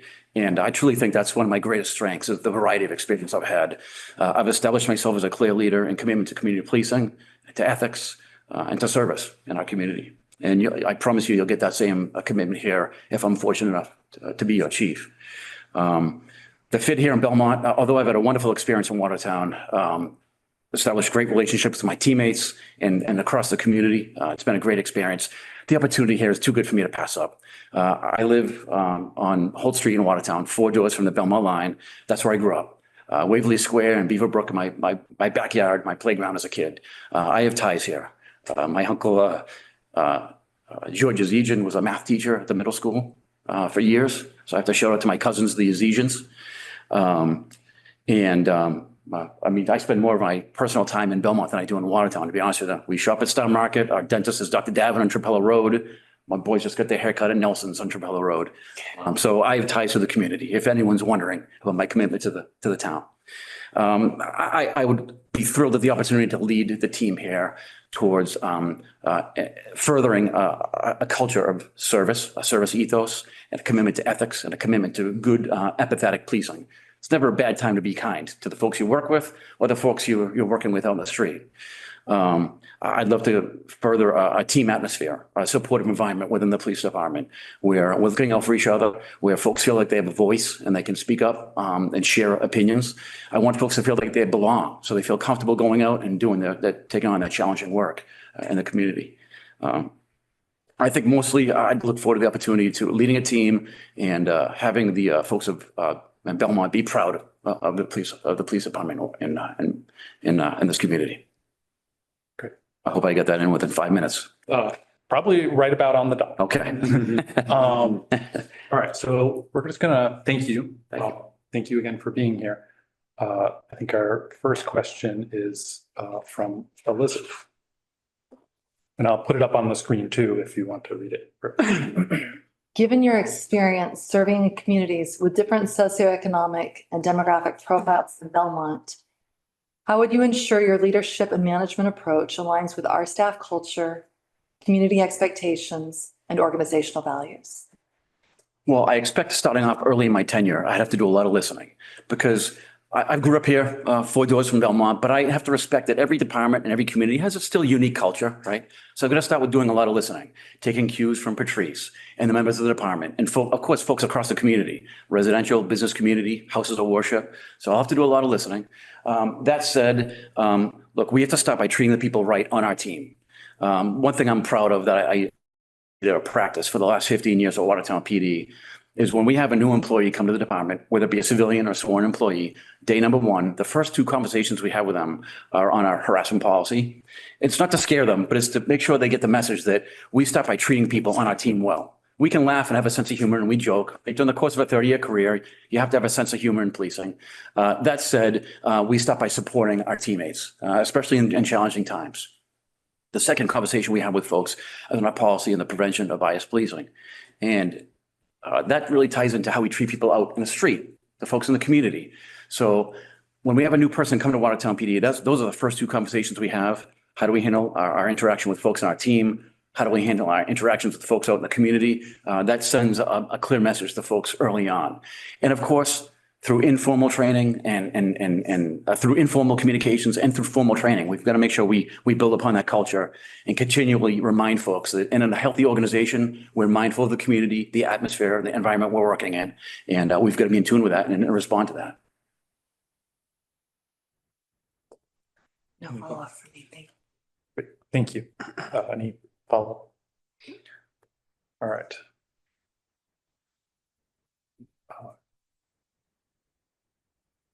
Third question is from Taylor.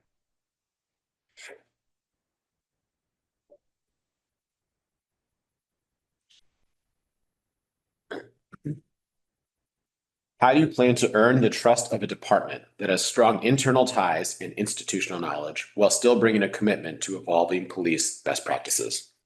Very important for the leader of any organization to gain the trust of everyone on the team.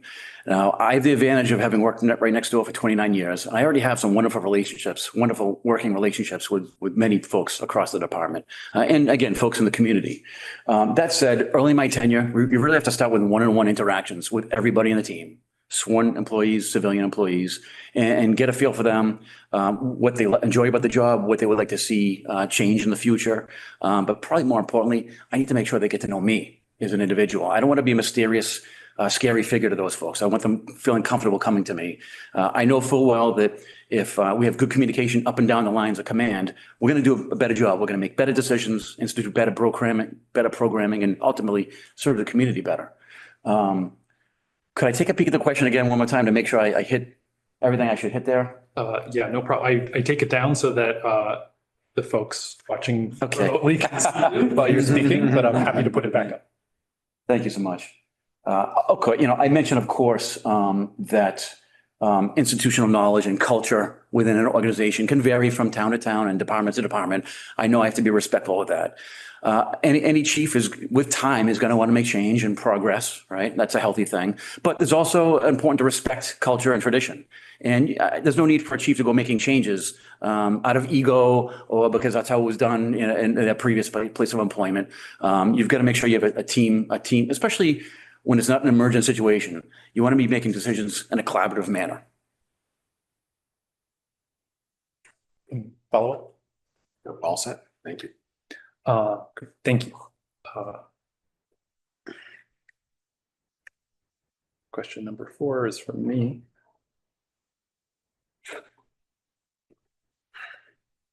Belmont has a 95% residential tax base, which means budgets are limited by Proposition 2.5. Please tell us about a time you had to manage the trade-offs of services today with long-term cost drivers. What strategies did you use to manage budget growth while maintaining staffing and performance standards? Challenging question. In my current role as captain at Watertown PD and commander of the Administrative Services Bureau, I've overseen the budget at Watertown PD for the past 3 fiscal years. So I've learned the importance of fiscal responsibility. And on my command, we build the budget, we execute the budget, and we audit the budget to make sure that we understand, we learn from year to year. And look, I've been doing this for 3 years, and I approach this with some humility. I'm still learning, but I've got enough experience to understand the importance of making the best use of all of our resources. Right, the taxpayers' hard-earned money is supporting our efforts. We've got to be fiscally responsible. So look, as a new leader in the department, you have to look at the organizational chart, for instance, to see if there's inefficiencies in deployment. We're going to look at overtime expenses. Every single pay period at Watertown PD, I sit down with our business manager. We look at our starting overtime budget, which is 1.6 million. We look at where we are in the fiscal year. What do we spend this particular pay period? What do we have from remaining time in the fiscal year? I know that'd be particularly important. I assume you want a chief coming in maybe 3/4 of the way through the fiscal year. So I'd want to jump and get my finger on the pulse of the overtime budget to see what we have left. So I've learned, I understand the flow of a calendar year, a fiscal year. And in fact, last week I was at a meeting with the city manager in Watertown and the chief talking about capital expenditures, and we get some yeses and we get some nos. So I learned, I understand when we make a pitch for a budget amendment, we've got to make sure it's thoroughly researched and it's based on sound, scientific data and good research. So again, I'm learning the process, but I'm confident that I'm the best candidate for that particular role. Could you talk a bit more about a time where you had to make some trade-offs or, Sure. So at Watertown PD, we are actually implementing EVs into our fleet. And we actually have our 9th electric vehicle coming to Watertown PD in the near term. I actually had to oversee the implementation of level 2 charging stations at Watertown PD. But we're trying to balance the added expense of these vehicles and the added expense of implementing level 2 charges and level 3 charges coming to Watertown PD. And trying to figure out how we're going to actually make this work as far as getting them implemented in the patrol. It's one thing having detectives and administrative folks like me driving an EV, but how do we get them in a patrol? So we're making hard decisions. We were hoping to have vehicles, EVs implemented in a patrol this fiscal year, just not feasible.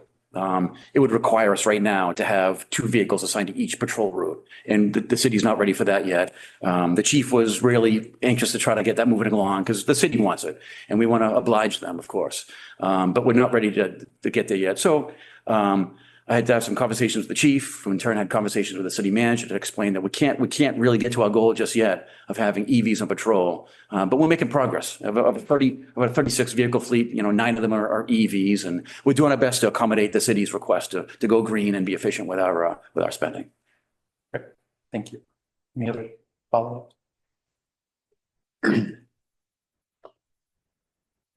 All right, this the next question, I believe, is from Elizabeth. To give you a hypothetical scenario. Hate graffiti targeting a racial or LGBTQ plus community is discovered in a public space. As police chief, how would you respond immediately, both operationally and publicly, to address the incident, support the affected community, and prevent further escalation? So that question there are many tentacles, many avenues to go down to make sure we address all the tasks to handle this. For one, you want to make sure that our officers are there promptly and we have a thorough, proper investigation. We're preserving evidence. We're gathering information from witnesses. Now every investigation involves cell phones and cameras. So you've got to make sure our detectives are on point and working that case promptly. That said, leading up to an incident like that, you're 3 steps behind if you haven't already established sound relationships with folks in the community. I would hope we would have a liaison to Belmont Against Racism, BAR, right? I would hope we would have a liaison to Belmont's LGBTQ Alliance, because naturally they're going to have concerns and we're going to want to make sure we're in touch with them to allay any fears they may have. If this is a public setting, no doubt it's going to be on social media and shared in the 5 o'clock news that evening. So we'll have to make sure we're prepared to make a statement. I know, having grown up a few doors from Belmont and knowing the culture in Watertown as well, that that's just not that's not consistent with what expectation of the culture in this community. So we've got to make sure we're making a clear statement to folks that doesn't define our town.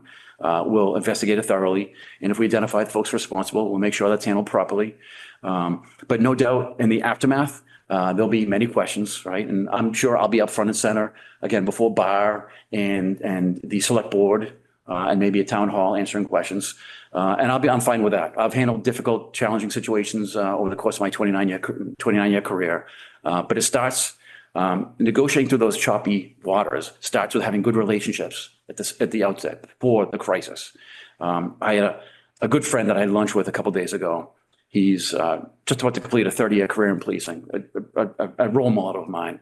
And he said, Dan, good relationships, sound relationships lead to an expectation of good intentions. And I thought, what a nicely put. I asked him if I could steal that, and he said, go ahead. So I've got to give credit to my friend James. But again, the battle is won before the crisis occurs. Of course, we need to make sure we investigate thoroughly, do our best in the aftermath to allay fears and make sure folks understand that we're here for them, and we'll do our best to provide a calming presence. And again, there's, houses, I know there's 15 houses of worship in Belmont. We have other non-government entities like BAR and the LGBTQ Alliance. We've got to make sure we have strong lines of communication with before these matters arise. Any follow-up? No follow-up. Thank you. This next question is from Taylor.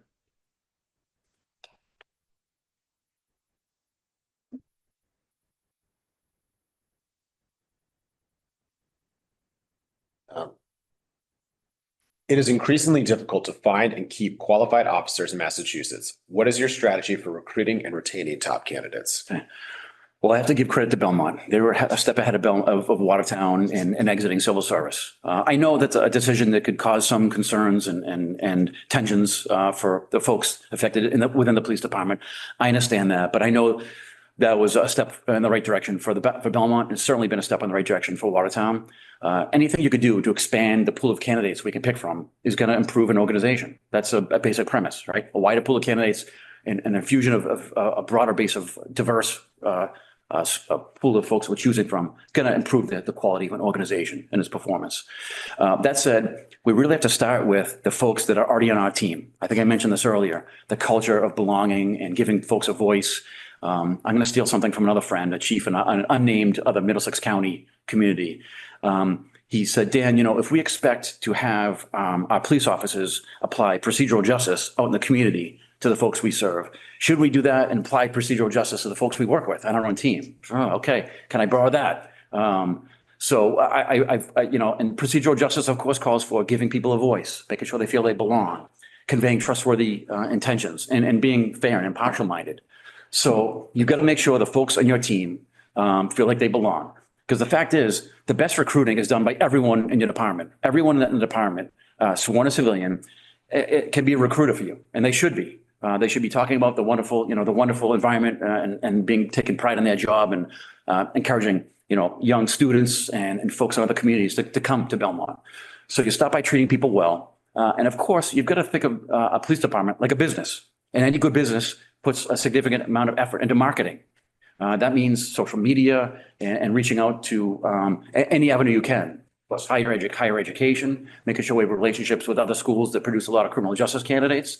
But you've got to go beyond that. How many times, I can't think of how many times I've been to a hotel, I've gone to the front desk and I have a young individual there with impeccable manners and just, ingrained service mentality. I'm thinking, I would love to have that person working at Watertown PD. They would represent us so well in uniform. So we've got to expand and look outside of just, from criminal justice and other policing agencies to get good people coming to us. Something we've done at Watertown that I'm very thankful for is we just started a language stipend for officers that pass a test. So just last week, we had an officer pass his test for to speak Haitian Creole. A handful of officers speak Spanish. An officer speaks Vietnamese. So that sends a nice message to those candidates those officers on our team that we appreciate their diversity and their skills. And that sends a nice message. It's a little financial bonus, and it shows we value their diversity. I'm hoping those officers are going to share that with their friends and family and the folks in their community and say, hey, Watertown respects us and appreciates our talent. And again, within the community, we've got to shop around. We have 15 houses of worship. We should be knocking in their doors saying, hey, we need good folks coming to Belmont. Above all, we want people with a good head and a good heart coming to us. From there, we can coach them up on how to be good police officers. Great. Thank you.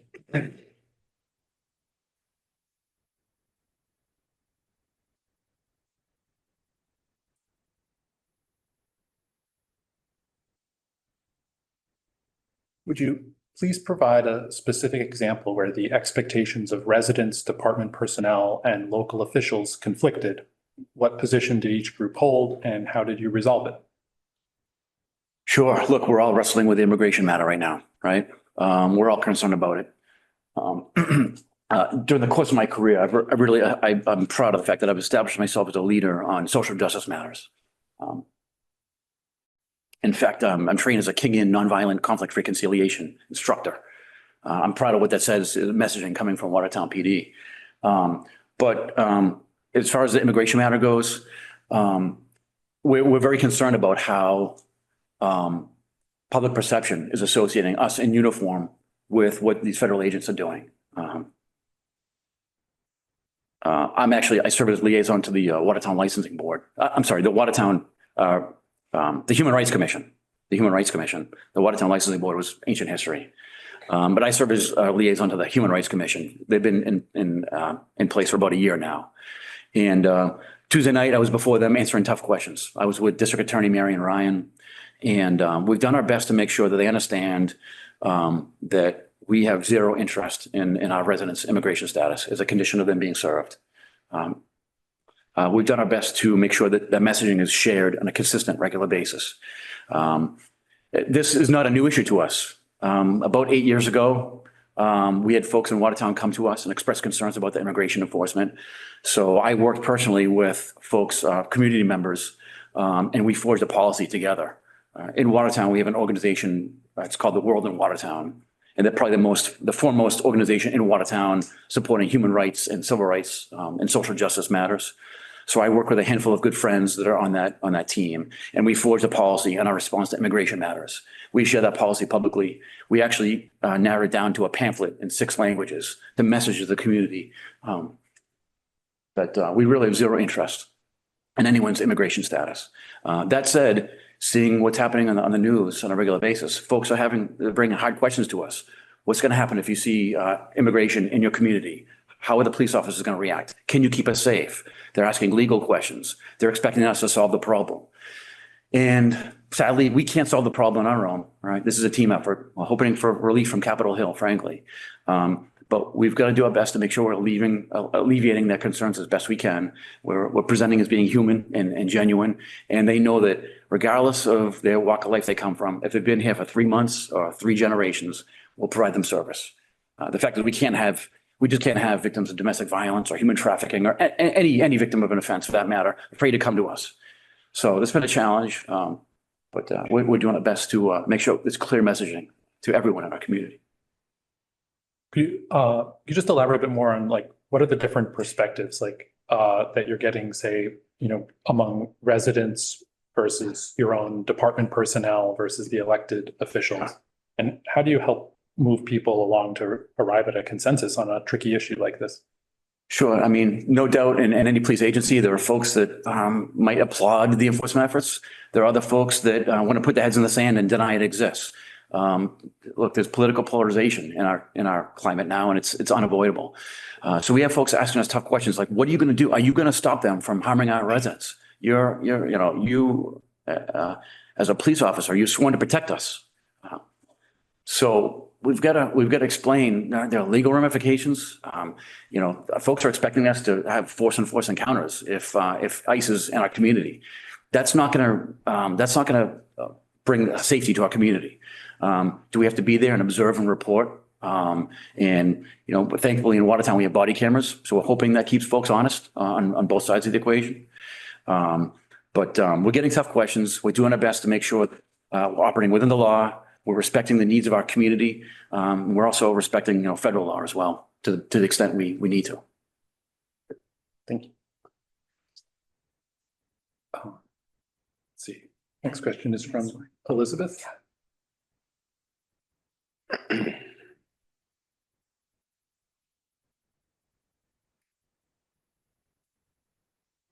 What is your overall strategy when approaching union negotiations? And how do you balance fiscal responsibility with maintaining positive labor relations? Well, when you're at the bargaining table, if you're establishing relationships at the bargaining table, you've already lost. The good faith bargaining there's got to be a groundwork conducted before you get to the table. It starts with having good open relationships and trusting relationships with everyone in the team at the police department, but of course the leadership for any union. I encourage you as the select board and the members of Belmont PD to show to our leadership, our patrolmen's officers union and our supervisors union, and inquire about my relationship with our union leadership. It starts with honest, open interactions, basic wholesome human interactions and honest dialogue about how do we get to a solution. I understand that it's an awkward situation for a police chief when they're a member of a team, but at the bargaining table, they're on the other side of the table with the town administrator, and that could be awkward. But again, you get through that before you're sitting at the table by having a relationship and atmosphere of trust with those folks. You've got to make sure they can come to you. My door will be open always. And look, I have an obligation to support our police officers and make sure they have the equipment, the training, the support they need. That's hugely important of any leader in any organization. I've got to balance that with respect to my superiors.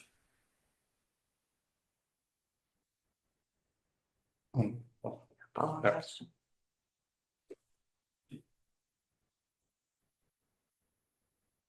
Okay, this next one is from Taylor.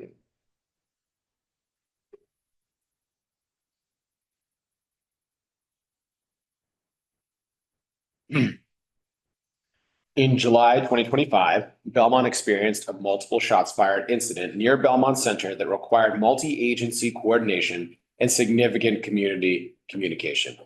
How would you mentor and support less experienced officers during a response of that nature particularly in navigating interagency collaboration, managing high-risk investigative work, and communicating effectively and appropriately with the public. Well, I'll say that during my 10 years as a member of the NEMLIC SWAT team, I gained invaluable experience in this area. Also, having worked through the aftermath of the marathon bombing, through the hard way, gained experience in this area. You've got to make sure, again, the battle is won before the crisis. You've got to make sure that everybody on your team has the confidence in their training and their equipment and the support to make sure they're prepared for that difficult call. Every member of the department needs to understand the incident command system, from the newest police officer on the job to the chief of police. And in the incident command system, you can simplify it down to the 7 critical tasks. Every police officer needs to have those 7 critical tasks in a little note card in their pocket or in their hat. You identify a danger zone. You establish an inner perimeter, an outer perimeter. You have to have a supervisor establish command in a set of perimeters and a command post and ask for logistics and support. But you've got to empower these officers to make decisions. It could be our newest officer out of field training who's the first on scene. That's okay. They should be empowered to start setting up a perimeter if need be, rendering aid to make decisions. It's okay. When you have more veteran officers and supervisors come on scene, then they'll take on over. We learned in the marathon bombing, we had an officer just a few weeks out of field training, overwhelmed, and you had commanders from the state police and the FBI in Boston all trying to take charge. You need a person who knows the real estate, knows that piece of geography to take charge. And that could be the newest police officer out of field training. So everyone needs to know that. It's okay to make decisions and take charge. I'm sure they'll be relieved when a sergeant or lieutenant or the chief of police shows up to take command, but that's okay. So you start by controlling the situation and keeping it from blossoming from a greater conflagration. Lessons learned from the marathon bombing. We could have stuck closer to those 7 critical tasks in the incident command system. Some missteps there and some miscommunications. What did that lead to? The state had to be shut down for 19 hours. The governor had to make a difficult decision. So I took it upon myself. At that time, I was in charge of training at Watertown PD, had just taken over training to make sure that we thoroughly debriefed and we took hard lessons learned from that. Now, when we have the situation under control, we've got to make sure our investigators are working with the DA's office, the state police, to make sure that we're properly handling evidence and we're controlling the scene going forward. Of course, in a serious case like this, we're going to be working hand in hand with the state police and district attorney's office because they're going to follow through with criminal charges when we identify a perpetrator, if that's appropriate. In the aftermath of an encounter like this, of course, you're going to make sure that you've got a community, a business community in Belmont Center and a residential community not used to this kind of experience. We've got to do what we can to alleviate those fears. Of course, we'll be making press releases as soon as we can. Now, we've got to respect not making statements that could hamper an investigation, but we absolutely have to do what we can to alleviate the fears of our residents and our business community. No doubt they'll be shaken up. So we've got to make sure there's early communication and sharing whatever we can as soon as we can. Right? We want to be as transparent as possible. And then, as we progress to the point where we've had crime scene under control, we've messaged to the community, and hopefully we've calmed things down a little bit. Then we've got to start thinking about the aftermath and care for the officers. Another hard lesson learned in the aftermath of the marathon bombing. In the aftermath of the marathon bombing, we had several officers that really had a wild experience, one we'd never anticipate. And I went to a handful of them and asked them to read The Onion Field by Joseph Wambaugh, a great book, The Onion Field, a true story, a harrowing tale. But the true lesson of that story, The Onion Field, is the aftermath of a critical incident and how the supervisors, the command staff, let down the officers who experienced, serious trauma, and that was before the Vietnam War and understanding of PTSD, and we've come a long way now in knowing how to care for our officers. But such an important lesson to make sure our command staff and every member of our team understands that it's so important to look after our officers in the aftermath of a critical incident. Belmont, I think, is ahead of the curve in that area. I believe Belmont was one of the founding members of the Greater Boston CISM team, Critical Incident Stress Management Team. I know Belmont's also a member of NEMLIC, which also has its own CISM team, critical incident stress management team. So we have some great resources to support our officers in the immediate aftermath of a critical incident where they might have been stressed out and have repercussions, but also more long-term care. And look, Belmont, we're so fortunate to have a leader program in Belmont. What an amazing resource to have right down the street. So we know there are great resources in the community to support our officers, again, in the immediate aftermath, debriefing to make sure that they're okay.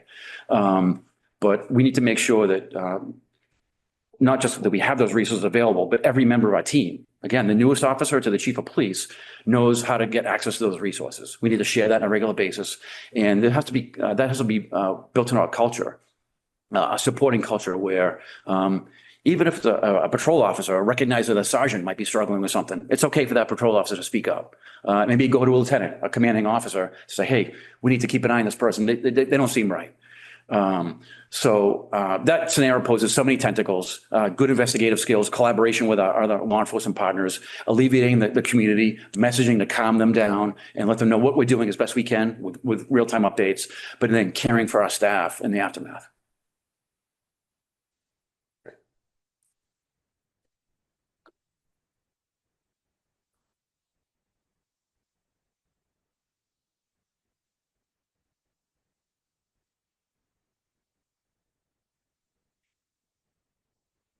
Our prior chief lives in Belmont.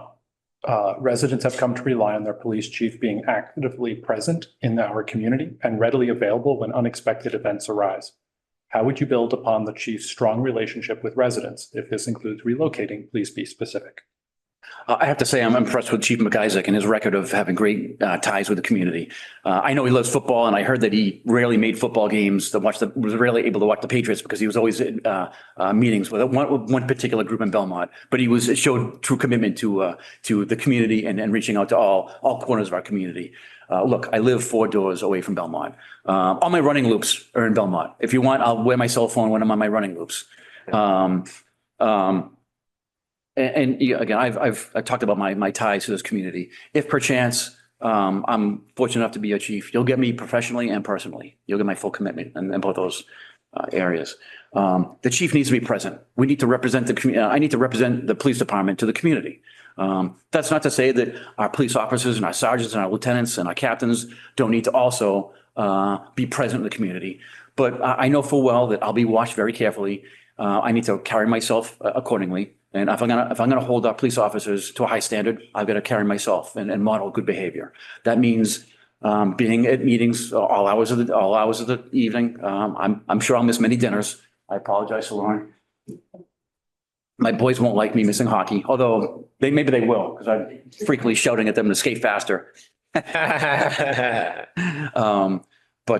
you'll have me 100%. I live 4 doors away.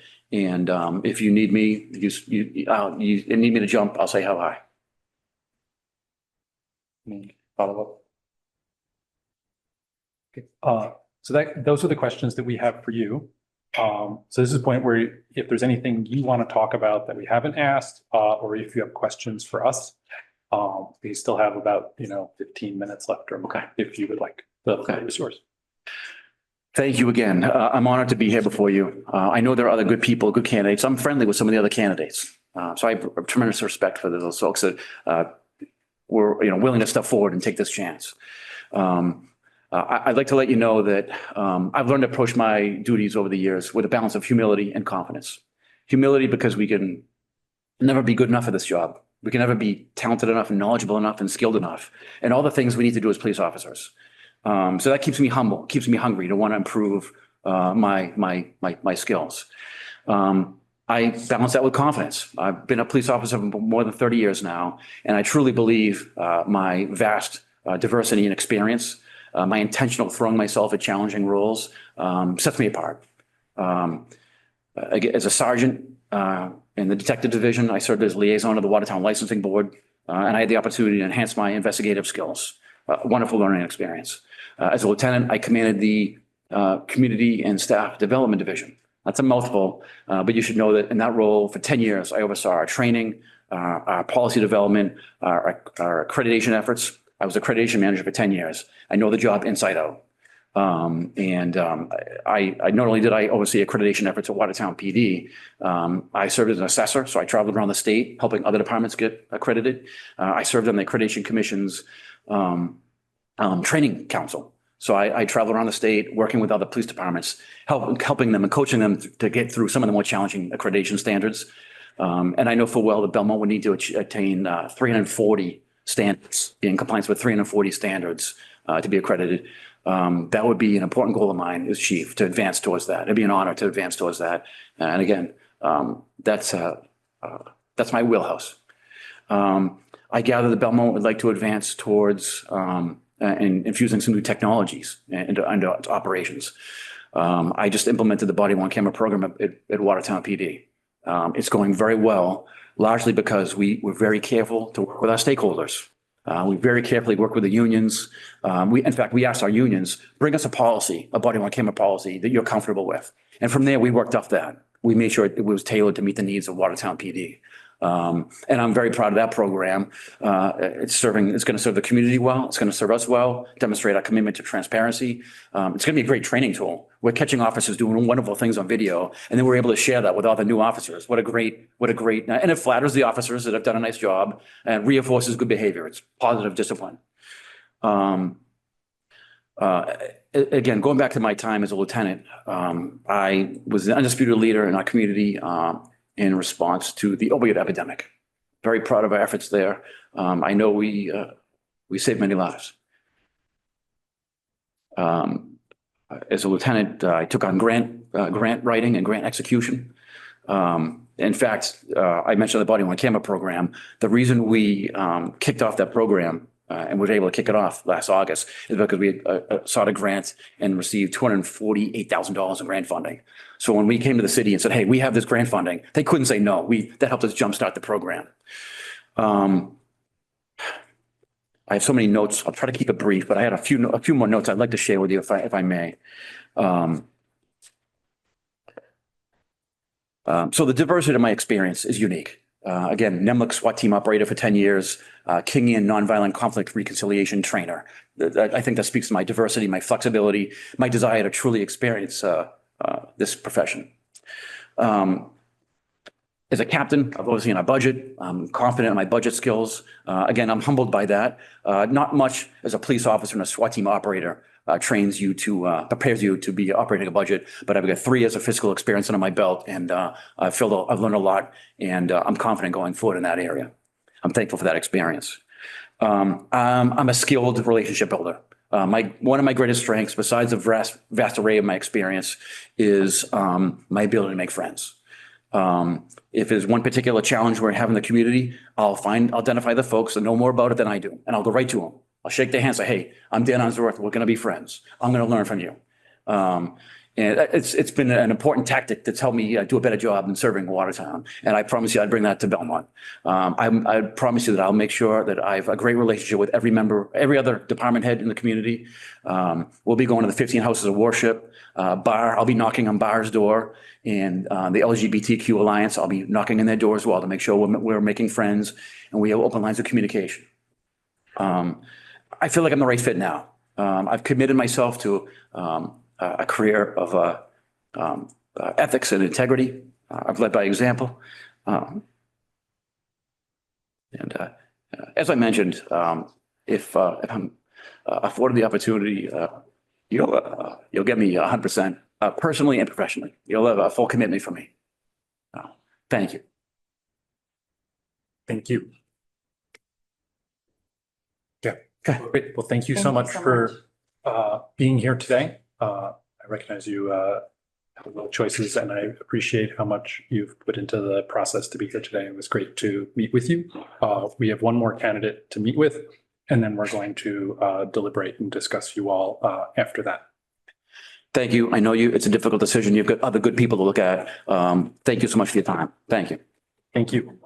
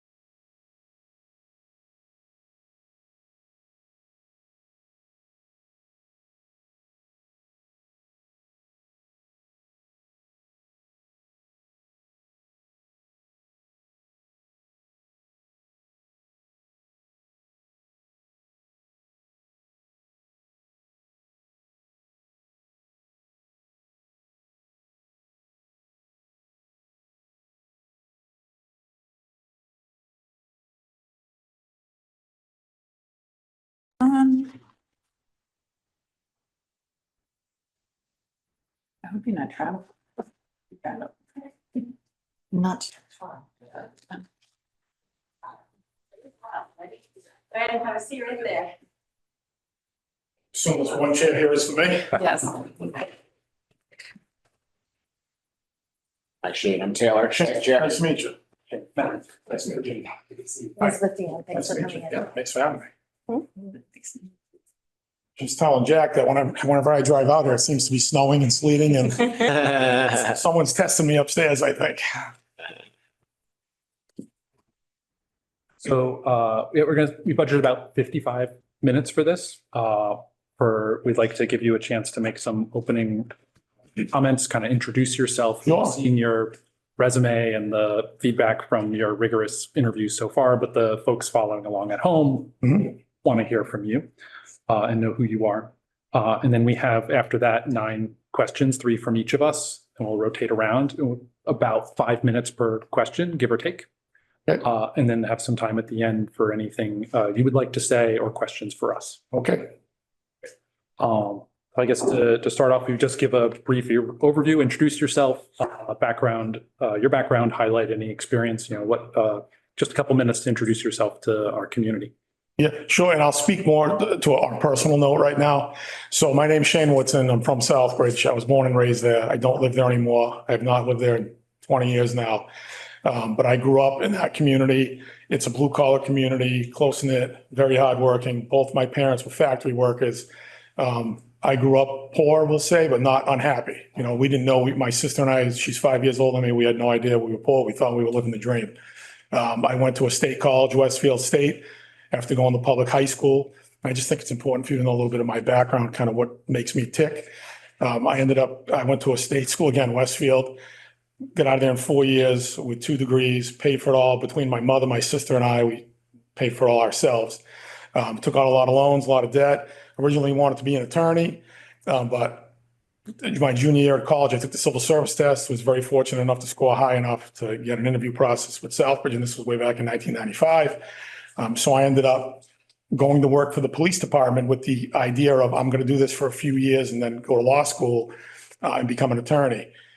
That didn't happen. Immediately upon working as a police officer, I realized this is where I want to be. This is what I want to do. I don't ever want it to change. I cannot sit in an office. I'm an on the street kind of person. So I started doing that. I paid off all of my student loans within the first 2 years of working for the police department because I did not want to be saddled with debt. And that required working every midnights, 11 to 7s, because I was the new person, and working details every single day, again, for about 2 years to pay all that debt off. Met my wife when I was about 3 years into the police department. We've now been married 24 years this year. She's from the Midwest. I met her skiing, actually, believe it or not. And she ended up moving or coming to Boston to work at a hospital as a traveling nurse. This is many, many years ago. So fast forward to now, we had 2 children together. I have a daughter who's a junior in college in the western part of the state. I have a son that's in high school right now. And I've been with our police department now just finished up my 30th year. As far as the professional, I won't get too crazy with that because you have the resume in front of you and the cover letter. For the people that are home, I have held every single rank in my department. Started as a patrol officer, again, working the overnight shift, was on foot patrol, got promoted to detective, worked major crimes, worked narcotics, made patrol sergeant. Then went back to the midnight shift because you're the junior person again. Supervised that shift of about 5 officers. Then I made promoted to lieutenant, to deputy chief, then the chief. These are all civil service positions. Every position that I've held other than detective, it was a statewide testing process. So it's a very competitive process to get promoted at a civil service police department. And as far as now, my department is outstanding. I work with a bunch of great men and women. I have no complaints. I have the support of our elected officials. This is just more of a new challenge in my life and in my career and where I sit today. So that's a little bit about me in a 5-minute snapshot. Great, thank you. So we're gonna rotate around. I'm also gonna put our questions up on the screen in case that helps to read, and then I'll take them down so that folks from home can see you while you answer them. But if you want me to pull them back up, just speak up. Our first question is from Elizabeth. Given your experience serving in communities with different socioeconomic and demographic profiles than Belmont, how would you ensure your leadership and management approach aligns with our staff culture, community expectations, and organizational values? Well, as far as the staff culture, I would immediately, if selected for this position, if fortunate enough, come into the department and within the first, I'd like to say, I just don't want to be too aggressive with it, within 30 to 60 days, I would say, I would meet with every single person that works for the police department because I don't know the culture because I'm the outside candidate. I have no, no stake, no buy-in, no biases. Here I am. Here I come with all my experience as the current police chief. But I would meet with everybody. I would separate even like patrol officers. I would talk with command staff, group meetings at first, and then kind of an informal one-on-one later, just to see what makes the people that work in this community tick, see what they're good at, what they're not good at, what changes they would like to do. As far as culture, again, within the department, I just think they need to know me. They need to trust me. There's no way they don't know me, so they're not going to trust me on day one. They're probably going to be hesitant, but I have to earn that. I have to earn their respect. Just because you walk in with the chief badge and it's shiny, you can't just walk in a room and everybody just stands at attention. It doesn't work like that. You have to earn that respect, and that's going to require me being here, being in the community, meeting residents in the community, because I don't know any actually, I do know a few residents of the community, but I don't know many. So just to see kind of what Belmont's about, what the people are about that live here, that's community meetings, that's meeting at the senior center. That's if you have parades, events, fireworks. We do everything in my current community. We're a very community-focused police department where I am right now. And you will know I will be here frequently, and I will get what makes people tick that live here, people that work here, and you have my word on that. I will know. And again, I don't have anything to base this on right now. So I'm coming in with just a neutral kind of get to know people, get to see what they like about the police department as far as residents, what they don't like. And as far as the employees, the police officers, I need to know them. I need to know who the people that are upset that a new person's coming in, who wanted like an internal candidate, why they think I'm not qualified for the job, why they think that why I'm happy, they're happy I'm here, but that's going to take time. And again, within 30 to 60 days, a big department-wide meeting, and then more of an individual basis, because some people might not feel comfortable speaking publicly about some of their gripes that maybe they have from years ago that I have nothing to do with, but they'll take that out on, well, he's the new guy, and why do we have to show him any respect or courtesy? Because I haven't earned it yet, and I understand that.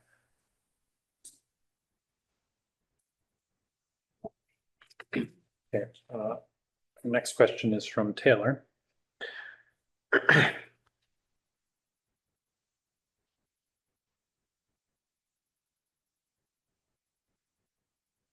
How do you plan to earn the trust of a department that has strong internal ties and institutional knowledge while still bringing a commitment to evolving police best practices? Well, I certainly cannot come in as an outside chief and flip the department upside down in one day. People would not respect that. I certainly cannot come here from the current department that I work for and say, this is going to be Southbridge PD way and it's the only way. It's all I've known for 30 years, but I also travel throughout the state in my position now with the Mass Chiefs, and I deal with about 200 and something chiefs in the state, 250 or so police departments. So I've got kind of a working knowledge of, Central Mass is much different than the North Shore and the South Shore. Central Mass, Western Mass is different than Central Mass. And I just think you need to come in, get a true understanding of what's going on, what's right, the traditions of the police department right now. I can't come in and just ignore them. There are certainly things at the Belmont Police Department that work. They've been around, the PD has been around much longer than me. It'll be around much longer after me. And I'm going to take that and kind of capitalize on what's working, maybe extend that, move forward with it, grow the program. But at the same time, the past is the past. We're here today in the current, and I'm going to make sure the police department's operating at the highest level it can. But we also have to get ready for the future. Prepare. I mean, I'm 52 years old. I'm certainly not going to be around forever. And we have to prepare your next group of leaders, which is one thing that I've done at my police department and why I feel so comfortable putting in for this position. It's the first one I've ever applied for as a chief, because under executive development, I've got a deputy right now that can be a police chief anywhere. And he chooses to stay in the community we were both born and raised in. We have a very close relationship, and he's ready. He's ready now to be the chief. So it's a turnkey operation, give the keys over, and he can run with it at this point. And again, with the police department here, not everything's broke, not everything needs to be fixed. From what I know, it's a pretty good police department, or I wouldn't be applying to here. It just will respect traditions, but will also move forward.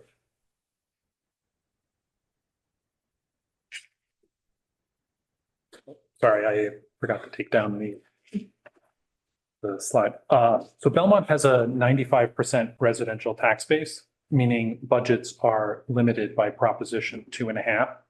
Would you please tell us about a time you had to manage the trade-offs of services today with long-term cost drivers? What strategies did you use to manage budget growth while maintaining staffing and performance standards? Well, I would say as far as about a time I had to manage trade-offs, it's every year. Every year since I've been the chief in my community. And again, I love the community that I work in right now. I have no issues. But it's a very tough blue collar community, and that's where I come from, and I respect it. And it made me the man I am today. But every year during budget season, it's, hey, chief, what will happen if we do a 5% cut? What will happen if we do a 10% cut? And I give my manager, who is a former public safety person himself, so he understands, this is what a cut's gonna do, because immediately you go to personnel. They're the most expensive, employees are the most expensive. But with me, to the question, over the years, we've had to say, well, and it's not the best way to manage, but it's what we had to do at any given time. And we're in that problem. I'm dealing with it right now, where we're budgeted for 40 police officers. We have 9 dispatchers and 40 police officers. So we only have 38 people working right now. Well, if we can't get our fiscal, if the state doesn't give us the aid, we're about 51% funded by the state. If that state aid doesn't come in correctly, we're not going to be able to fill 2 positions. So again, not the best way to manage, but maybe we fill 1 position instead of 2. We can save that salary and put it into the fiscal year budget 27, so we don't have to lay anybody off. I've also taken an approach, which is frustrating, but it has to be done. Maybe we don't buy any police cars this year. We've done that over the past. Where a capital item comes in, police cars are $80,000 a piece right now, fully outfitted.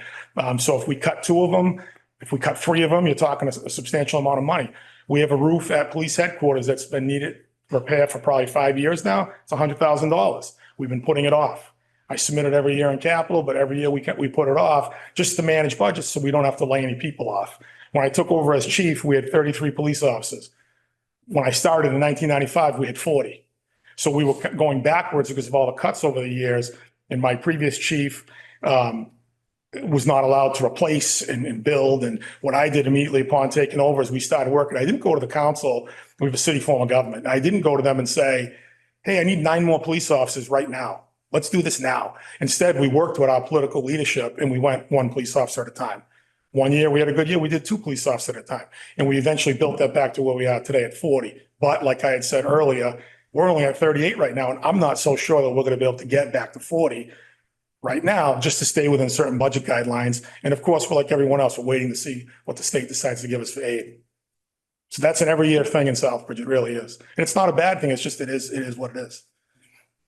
Can you talk about like if you're down positions, like how does that affect overtime? How do you Sure. follow that through the budget? And oftentimes, and again, you can't predict when things are going to happen. Southbridge is a very busy community.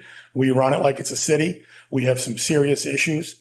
And a lot of times I have to do transfers every year. I'm not sure how Belmont operates with transfers, but I have to go to council, explain why I need to move money from one account to another. Like we have an account where we have recruit equipment. Well, if we're not hiring anybody, and it's for tuition for the academy and things like that, if we're not hiring anybody, we leave that money in the recruit line, and it's through the end of the year, there'll be money there. So I have to move money from that line item to overtime to cover costs, to replace police officers that we can't backfill. Or, and again, not a good practice. I don't recommend it. We have a 5-member detective unit along with a supervisor, so 6 people. We've had to reassign people. We've had to cover overtime costs. So instead of incurring all that overtime, we take a detective out, which is again, not a good idea, but we have to do it or we're laying people off. So we'd reassign. We have 2 school resource officers right now. If things get really bad or really crazy with budget seasons, we'll take 1 school resource officer out, or maybe we'll keep them up there part-time. So we'll have 1.5. We've done it. I've done it. We continue to do it. And we seem to kind of keep plugging along and filling holes as needed. I don't know if that answers your question completely, but that's how we've managed over the last 10 years. Just good. Yeah, no, thank you. All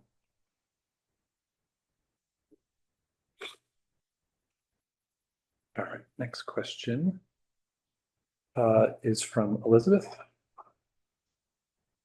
You're reading it too, so I'm looking, yeah. Yeah, that way my voice won't be muffled. Yeah, And you can read at the same time. sure. Hypothetical scenario. Hate graffiti targeting a racial or LGBTQ plus community is discovered in a public space. As police chief, how would you respond immediately, both operationally and publicly, to address the incident, support the affected community, and prevent further escalation? Well, we'll get it clear right away. That's not a vandalism, it's a hate crime. So immediately that's a crime scene. Immediately that's much more than a patrol officer responding and looking at a hate crime and just, we're going to take a picture of it and do an OF number, which is a report. That's contacting a detective. That's securing that as a crime scene. That's immediately photographing and doing everything we can do. We're looking at ring cameras and any kind of cameras in the area to see if we can get a suspect who did that. That's calling the DPW out regardless of the time of day or night or the cost. And once it's processed as a crime scene and photographed, of course, removing it so it's not on that wall forever. And I think what's absolutely paramount in this case is communication with the community and the residents about what the police department's doing about it. Going on social media, I'd say within the first couple hours of that hate crime, of that graffiti being posted, because that's going to get around the community like wildfire. Everybody's going to know about it. They're all going to wonder what we're doing up there. So we're going to get out there and be as transparent as possible and say, this is what happened. This is what we're doing about it. And I think even more critical than even finding a suspect and arresting someone, because believe it or not, that's not all police work is. It's making the people who live in this community know that they're safe and it's not an ongoing threat. So just by posting it on social media, being transparent, and regardless if it's against a race or a religion or whatever type of graffiti it is, people need to know that they're safe. If it's an isolated incident, call it an isolated incident. If it's in multiple locations or if you think people are not safe, tell them. This is what we're doing to protect you. They need to know that you can't hide behind it. You can't pretend like it didn't happen. I know police departments occasionally, when they have situations like this, they kind of, I don't want to say sweep it under the rug, it's the wrong term, but they don't want to make it too large of an issue. So they don't put anything up on social media. And I find that makes it worse. I want the community, the elected people, the administrator, the people that live here, the members of our department to know everything that's going on. I'm going to be overly transparent. I've been accused of that before. You want everything on social media because that's the mechanism now used for communication. I'm not going to hide behind it. As the chief, I get credit when it all goes well and I get credit when it all goes bad. So either way, I want you to know exactly what we're doing about it as far as trying to track down a lead to solve the crime. But people need to know they're safe. That is paramount to everything. And we need to remove that immediately before other people start showing up with their cell phones and taking cameras and putting it on their own social media page and telling you that, the world's going to end because here's this graffiti. And no, we want you to know exactly what we're doing and how we're handling it.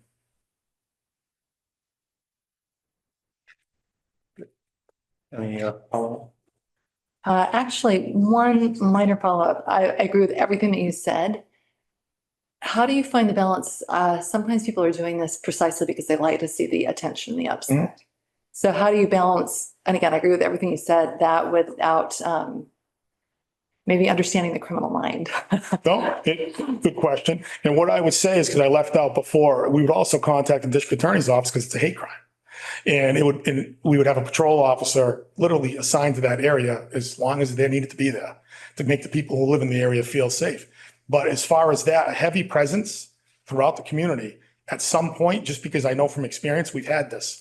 We will find out who did this. It's just a matter of time, especially if it's like a copycat thing where you have someone that says, oh, look at all the attention. That has 40,000 hits on the Belmont PD Facebook page. We want to go out and do something else. No, we're going to be out stopping people, not violating rights, but people that are walking around the community at night, early morning hours, identify people. They have a backpack. They have just conversation. Again, not getting, crazy. It's not the wild, wild west, but we would be out there proactively taking a heavy approach as far as heavy presence to identify who this may or may not be. And it will happen because it has happened to me. That's a great question. It's absolutely happened a couple of times. No further questions. Thank you. Thank you. Next question is from Taylor.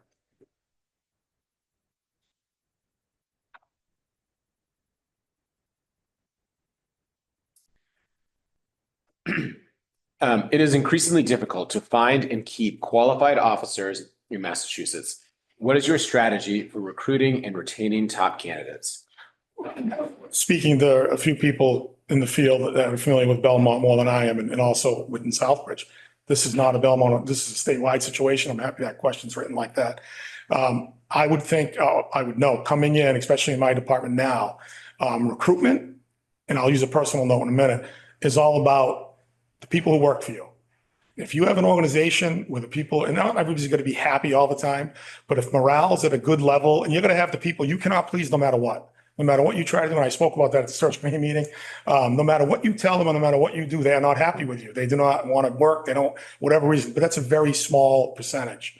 So you take the good, the better people, the people that are positive, upbeat, you know, your SROs, your people who have been around a little bit, they know the community, they live here, and they're your recruiting tools. We have a recruiting tool in our community. It's a summer program. It's a Cops and Kids program where we have disadvantaged kids come in every summer for 6 weeks. We have police officers that act as mentors. We have camp counselors. We take them on trips. We recruit them young, because a lot of time their only experience with us is bad when their parents are getting arrested or they see us going in there on domestic situations and they don't really have a lot of love for the police. We get them into the program. They see us on a different level, wearing shorts, T-shirts, swimming with them, playing hoops with them, you know, playing flag football, softball, and they get to know you on a different level. And a lot of those kids that we had as camp attendees, they work for us now because we recruited them. Now, they would not have worked for us if they didn't have that relationship with us. So I would say it starts with the chief on down as a recruiting tool with your people that work for you. If you have a police officer that works the midnight shift here and they're happy, it's happening where I work now. They'll tell the neighboring community, because we're all competing against each other. Like, you know, I'm sure Waltham and Watertown and the bigger places and Arlington, they're competing, just like my community. In Central Mass, we have chiefs where we all steal from each other because you're all recruiting against each other because the pool's so small right now. But it really starts with the people who work for you internally. If they're disgruntled and they hate coming to work every day, they're not going to act as a recruiting tool. And me, I was the worst. I was I'll use myself personally because my son is at that age now where he's kind of questioning what he's going to do with his career. And he's a very sharp, he was an accounting finance person, I thought. And now he's starting to say police officer. And, you know, my first response was, I almost like, oh, you know, why, you know, but why should I act so negatively about a job that's been so good to me for 30 years?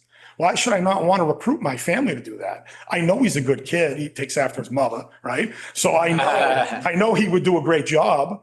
I know he'd be a great police. So why should I say, no, go to finance, go to business school. So we're all of our like own worst enemies, especially the people that have been around a little while. Like once you start pushing 20, 25 years in this job, you're not out there actively recruiting. So to circle back would be the younger police officers that work here, because I know you have a young police department. So it's key to get them on board with the recruiting mission and start getting them to try to talk to other people in other communities and hey, maybe come over to Belmont. It's not a bad place to be. So that's how we approach that. Thank you. Yeah. Next is a question from me.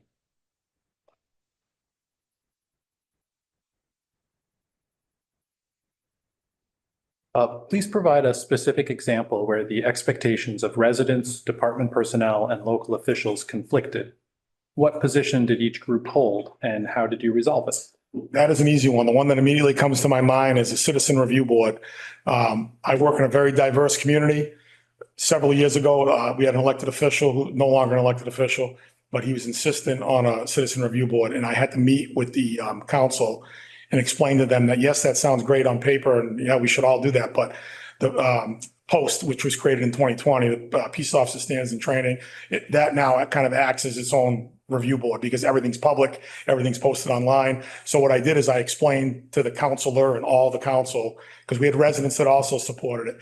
And I said, they're great in theory, but unfortunately what happens is they don't have the authority or the necessary teeth to have any value.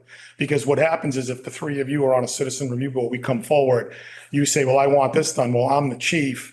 The discipline's up to me ultimately through the town administrator. So you can request and demand anything that you want as a Citizen Review Board, most of them, not all of them, but they don't have the requisite authority to impose any discipline. So what's the purpose of them? The other thing is, and this is going to be no surprise to anybody in politics, believe it or not, some of those Citizen Review Boards, they get stacked with people that are anti-police in the first place.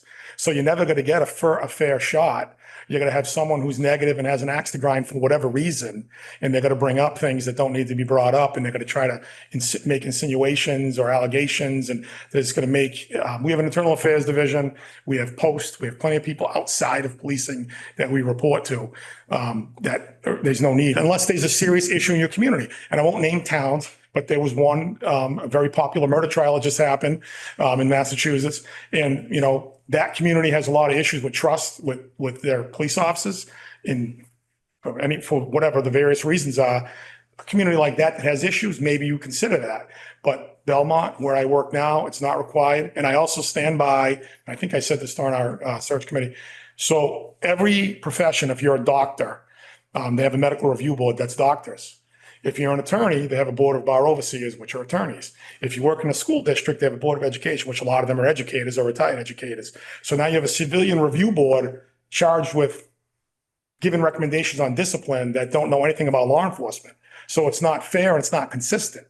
And that's what you need with discipline, which that's what I'm here for as the chief. That's what the town administrator's here for. And that's what our internal affairs and post is for. So that was a big disagreement we had because obviously my police officers were saying, Chief, why do we need a citizen review board? And I had to explain to them like I just did to you.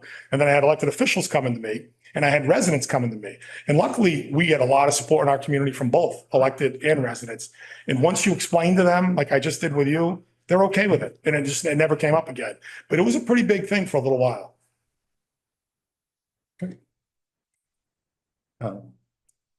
Next one is from Elizabeth. Our favorite question. Yeah, always, right?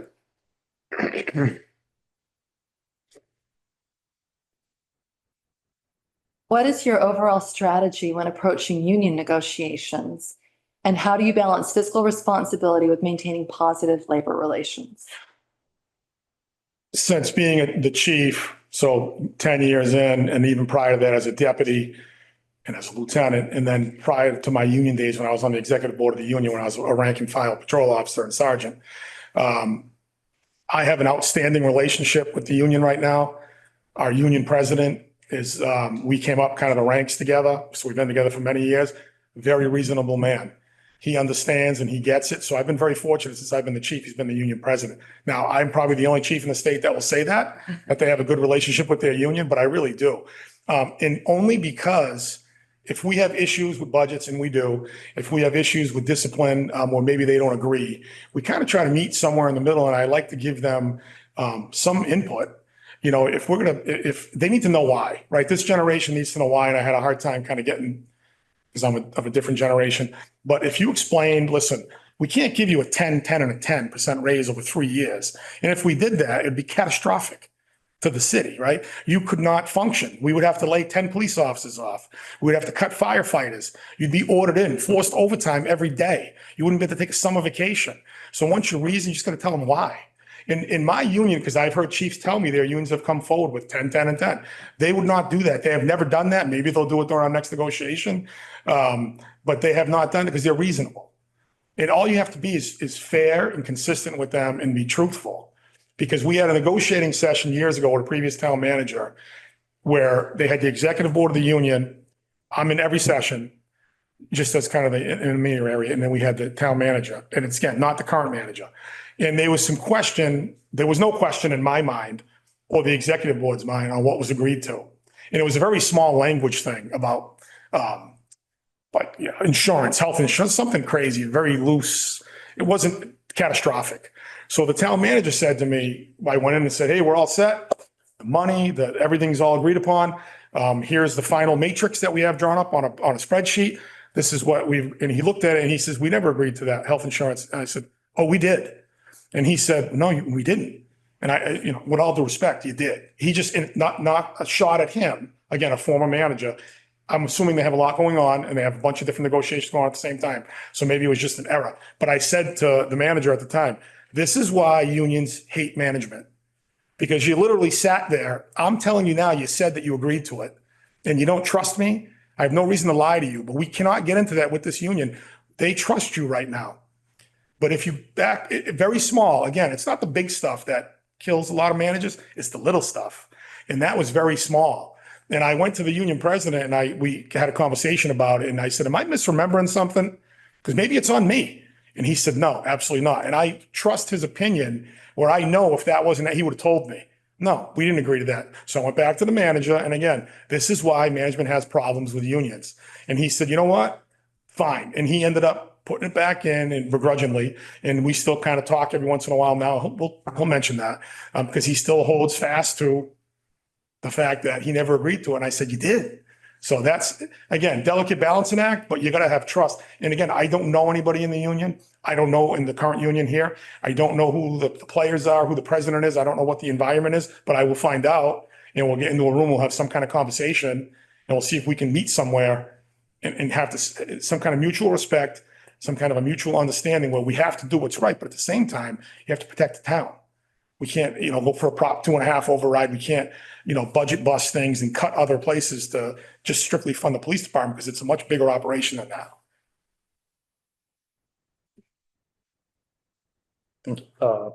Any follow-up, Elizabeth? No, thank you.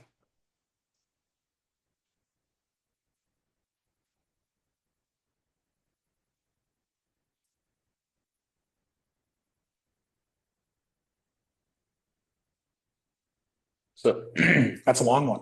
Yeah, I had to make the font smaller. Yeah. in July 2025, Belmont experienced a multiple shots fired incident near Belmont Center that required multi-agency coordination and significant community communication. How would you mentor and support less experienced officers during a response of that nature, particularly in navigating interagency collaboration, managing high-risk investigative work, and communicating effectively and appropriately with the public?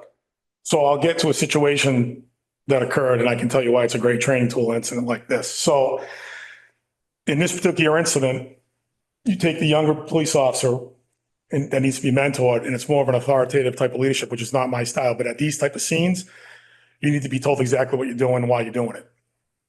So we get to the scene, we give them, him or her, the responsibility that we know they can handle. So let's go back to basic police work that we all have coming out of the police academy. The incident command system, ICS. We all know this. You can't graduate the police academy without it. And it's very linear on how we're going to handle this as far as the command post and everything. But the basic police work would be secure the crime scene, make sure everybody's safe, and preserve any evidence. That's just basic one-on-one stuff that anybody can, most people can tell you that's what you need to do if you have any training at all. So you assign them to that. Now we have to call on other people. That's a serious incident. The state police have to come in because we don't have the ability here or in Southbridge to take photographs, the digital evidence, fingerprints, any type of processing for photographs need to be done by the state police. So any type of violent crime, any homicides, anything like that, because they have the ability to do it. So we would call the DA's office, have them come in, assist us with that crime scene. But I'm also going to tell that young patrol officer, this is why we're doing it. We're not just kicking you out of the crime scene once you tape it off, once that evidence is secured, once everything's safe and you're preserving whatever evidence is there and you're waiting for the cavalry, so to speak, to come in. We're not just doing it to think less of you, but you're not trained in that yet. So we need to kind of give you tasks that you can handle at a very small level. Maybe be a scribe, maybe write down in a notebook time and date of every single person that crossed into that crime scene. Maybe go do a neighborhood canvas and see if anybody has any information, digital on surveillance cameras. Minor task that's suited for that person. Or if you have enough senior personnel on the scene, assign them to them because they've been there before, they've done that, or at least they should have, right? So we had an incident with a kid a couple days out of the academy a couple years ago. He went to a homicide. He was the first one on scene. He literally graduated like 4 days before. And it was a gruesome scene, 40 something stab wounds. And I won't get into that, but it's horrible. He'll probably never see that again in his career, hopefully. But you took it as a teaching tool because you could pull him out of that, give him the mental health evaluation or whatever he needs in the debriefing, ask them if they need assistance to employee assistance program, kind of go over the whole, well, this is why we did what we did. Yeah, you were the first on the scene. You did a great job securing it, but now this is why we called in the crime scene. This is why we called in fingerprint technicians. This is why we're taking the photographs and doing everything that we have to do. This is why we have a perimeter set up around the house to look for any footprints or anything within the curtilage of the residence. So that could be an indicator of the crime, a knife or sheath or firearm or round of ammunition, whatever. And then that kind of can build as like a development thing for the next time you respond to a scene like that. This is how you handled it now. This is what you did right. This is what you did wrong. But of course, more importantly is what you did right. And we'll focus on that. And we'll try to keep it positive at the debriefing. So the next time they can do a better job responding to a call like that. But it can be a great training tool. It worked out for this police officer. He does not work for me anymore. He's in another agency, but he's doing great. And I'd like to think that that made him a little bit better of a police officer for being kind of forced into that at a very young age. Because it took me years to encounter my first scene like that. Any follow-up? No. Okay, thank you.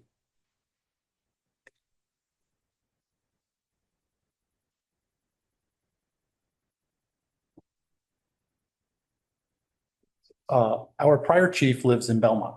Residents have come to rely on their police chief being actively present in our community and readily available when unexpected events arise. How would you build upon the chief's strong relationship with residents? If this includes relocating, please be specific. You know, I knew this was coming. I don't know what order this is in the questions, but I thought it'd be number one. So I'll just speak truthfully to this. So during the search committee meeting, HR was in the room and I said that I would consider it, and just thinking about it over the last couple of days, I'll leave it at this. I don't want to start off my relationship as the potential chief here on a lie. So I will tell you that as of right now, I'm not going to relocate. But I will say this, I don't live in the community I'm the chief of right now. Most of my officers don't live in the community that they work in right now. In today's day and age, I'm literally 51 miles from my doorstep to Belmont PD headquarters. It takes me about an hour, maybe a little bit less, depending on the circumstance, to get here. I'm assuming the people that are in command at your police station right now, of your police department are well qualified to do that. So if there's a serious incident, they can hold down that scene until I can get here, and we have a cell phone, we can communicate back and forth. As far as being visible, I'll say this. I'm at every single community event that I need to be at in the town of Southbridge. You can ask anyone that. They might be sick of seeing my face. I'm at so many events. Whether it's at the senior center, whether it's at the schools, whether it's at our 4th of July fireworks, our Christmas parade. We have a festival, an Autumn Fest, where we get thousands of people that come to it on our town common. I and all the officers that work for us, who none of us live around our community, we're all there. Yeah, I was born there and I was raised there, so I got something going for me with that. I got that connection where I know a lot of the people that live there still, but I'm still there. You would never know where I live if I'm the Belmont Police Chief, because I'm going to be here when I need to be here. If I need to meet with residents to establish that kind of trust or relationship with them because they don't know me other than this interview and seeing my giant head on this TV, if they can't meet with me because they work during the day, I will adjust my hours and be here. If they can only meet with me on Saturday because they travel for work, I will be here on Saturday. If they can only do Sunday when they leave church, I'll be here on Sunday. It's a matter of the men and women that work here need to know that I'm here. They need to know that I support them. They need to know that I have their back. If something's going on, I'm not going to be an absentee chief, but I would say if you call the department that I work for right now, that is not me. I'm there every day. I could retire right now. I could retire in 2.5 years from the agency that I'm at. And our department is fantastic. There's no issues pushing me into your arms here in Belmont. It's just, I'm looking for a change. I'm looking for another challenge. And just because of where I live, I don't think that should be held against me. But I'm not telling you, I'm not going to lie to you and say I'm moving here next week or next year. I've got a daughter that I had already said is a junior in college. I got a son in high school. We have a home that we've lived in for 20 years. My wife's a nurse in Worcester. We are very embedded in our community. Our friends are there, family there. My mother is there. So we just have a lot of things going on right now in our lives, but that's not going to impact my relationship in the community with the men and women that work for Belmont PD, with any of the elected officials, with the TA. If she needs me, I'm here, right? If anybody in the community needs me, never once will you get a phone call, and I'm proud of this as a chief, or a resident says, I can't reach that guy. Like, it never was as who I know of. I've been trying to reach the chief and he's unavailable. That's never happened. Because if you need to reach me, I'm going to be there for you. I get paid a lot of money to do this job. And the day that I don't like doing it, I'll leave. I'll retire. But I'm a worker. I love to be busy. I love challenges. And I'm going to be very present in your community to the point where you will either be sick of me or you won't know that I don't live here. I'm just going to leave it at that. I knew it was coming at one point. I was waiting for it. Glad we didn't disappoint. Yeah. So we have about 15 minutes left. That is some of our questions. Is there anything that you would like to say or questions you have for us? The floor is yours. I'll close if I could then. I'll say that in me, you have a experienced police chief who has 10 years of service, impeccable service. I'm not saying it because it's me. It's not about me. It's about the men and women that I was very fortunate enough to surround myself with. I was smart enough when I first made chief that I said, you know what, Shane? You can't be the smartest person in the room. You can't be, because it's not a way to run a police department. So I surrounded myself with very smart men and women, especially in my command staff, my lieutenants and my deputy chief, where any of them in sergeants could run a police department. But they're loyal. They stay in the community that we were all born and raised in. They love working there. I love working there. But now is the time. You get a person that I don't really think you can surprise me. I don't think there could be any incident or any, what, not even the crime where I work now. It's more personnel stuff. I don't think you could ever come to me with an employee issue where I'm going to say to the town administrator, I've never seen that before. Because I've seen a lot, and especially in HR, and working with HR in my community now is great. She's newer, so she comes out and is, wow, that's really surprising. No, not really, because we dealt with that 5 years ago. So I just think with someone, you have a proven track record who took over a police department that was grossly understaffed for various reasons, to no fault of anyone's. Surrounded myself with very intelligent people because I could see them, round peg, round hole. I could kind of, if I shook my crystal ball and I wanted to predict the future, I always think big picture. And I could see these people who were young and very good police officers and very intelligent and educated and family men and women who work in our community. And we're very lucky. And I said, that person would make a great boss. Maybe we should encourage them to take the civil service test. Maybe we should encourage them to apply to be a detective. And I've seen them all come up through the ranks over the years where it's made my life very easy because they know what they're doing. I don't micromanage people. I don't walk around and try to catch people doing bad things. I want to catch you doing something good. That's my job. Like, I'm not going to be a tyrant walking around, marching around and saluting. That's not me. If you come in, you do your job, you do the best job you can do. You're a human being. You got to make mistakes. I recognize that. I'm not going to overly, I'm not a dramatic person. You always got to know where you stand with me. And if we have issues or needs at the police department, the TA will know because I'll be chirping constantly to her about how we're going to get that done. But I'm never going to come to anybody with a problem without two solutions to it.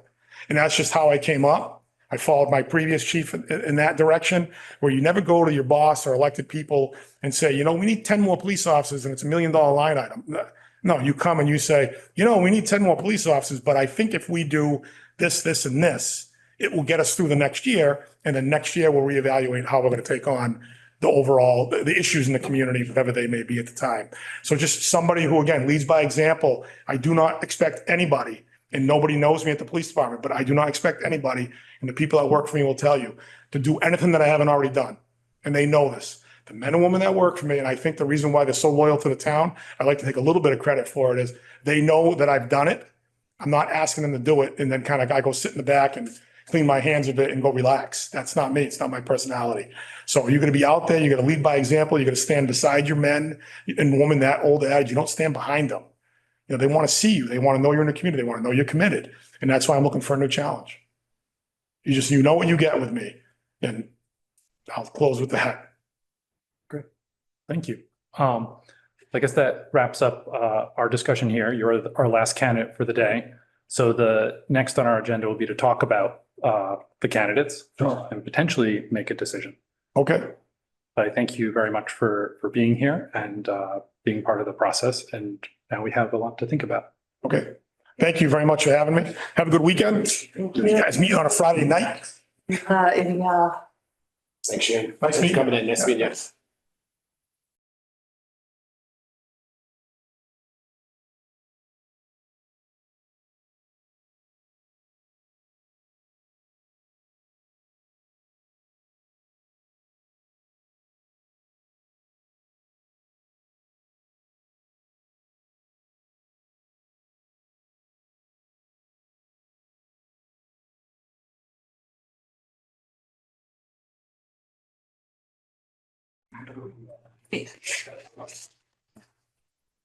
Thank you. What do we got?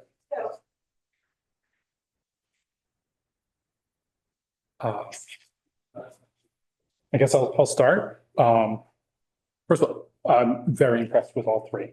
I can't rank them 1, 2, 3. I'd rank them like 1A, 1B, 1C kind of thing.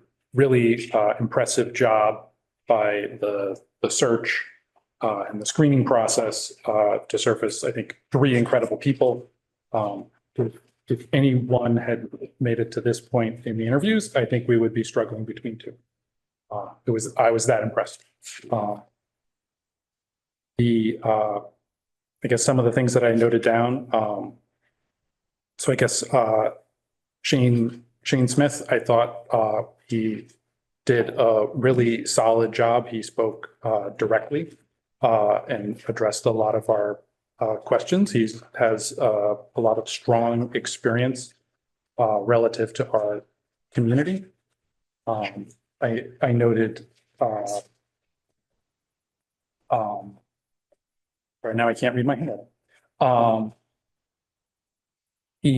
thought he had a particularly good, answers around, recruiting and retention.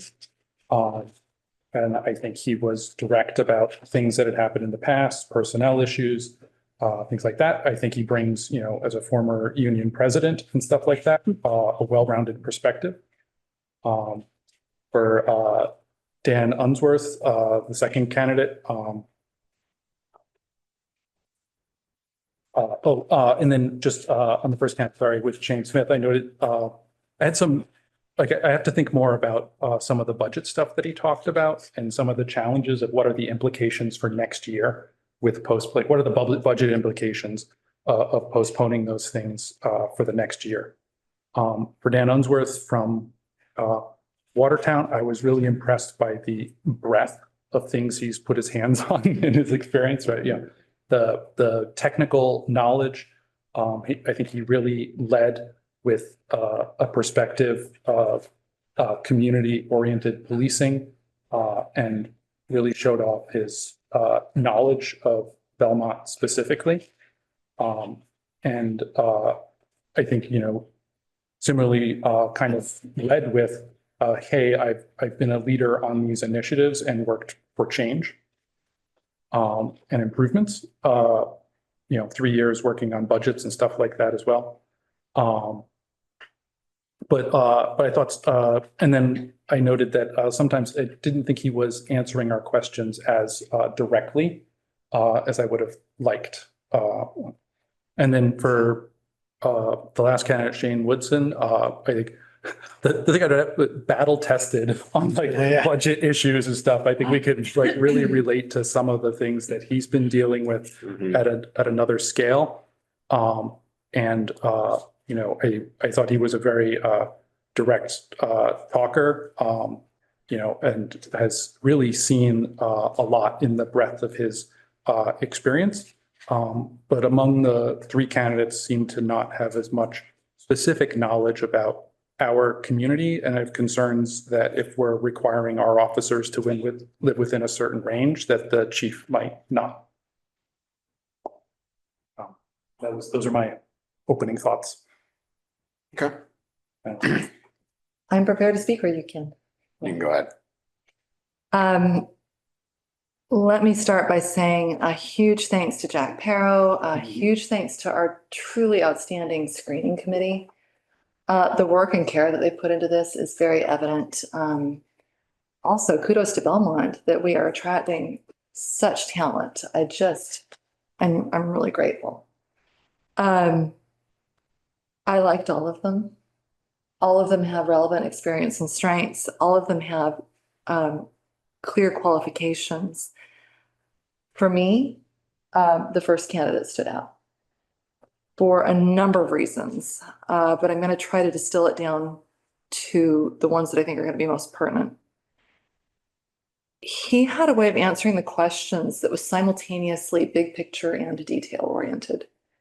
So it felt to me that every time we asked him a question, he understood the import of the question in a strategic way, but he had very pragmatic, specific ways of addressing them. The other two questions that I've really been wrestling with is, if I were an officer in the Belmont Police Department, what would I want to see in an external candidate? And then I, as a resident of Belmont, what do I want to see in a police chief?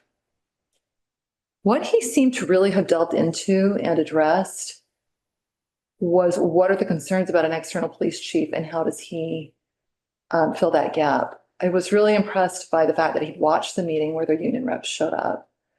I'm impressed by the fact that he said specifically, part of his goal, and this was in his summation, talking about accreditation, a strategic plan, but specifically training internal candidates.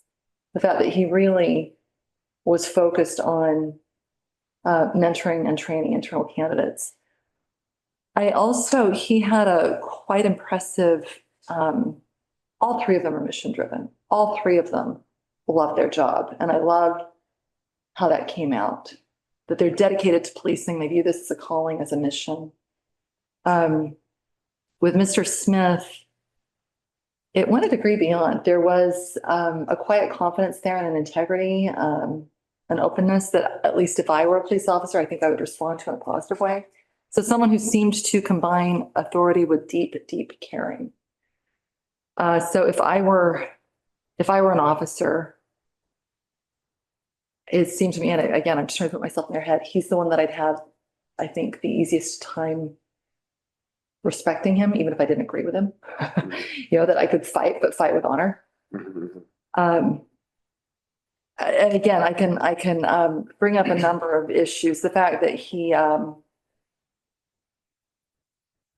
rejected the premise of our question that there aren't enough qualified candidates. That I like the fact that he went to bat for the fact that there are qualified candidates, that he understood that we'd left civil service and the ramifications of that. I liked his answer, particularly to number 7. It was interesting because he took a very long time to think about it. I liked the fact that he didn't have to rush to an answer, and that when he gave us the answer, it was really on point. It was a really tough situation that he described. But again, I think all three are outstanding. I'm sorry that we have to conduct this in public. I wish we could hire all three.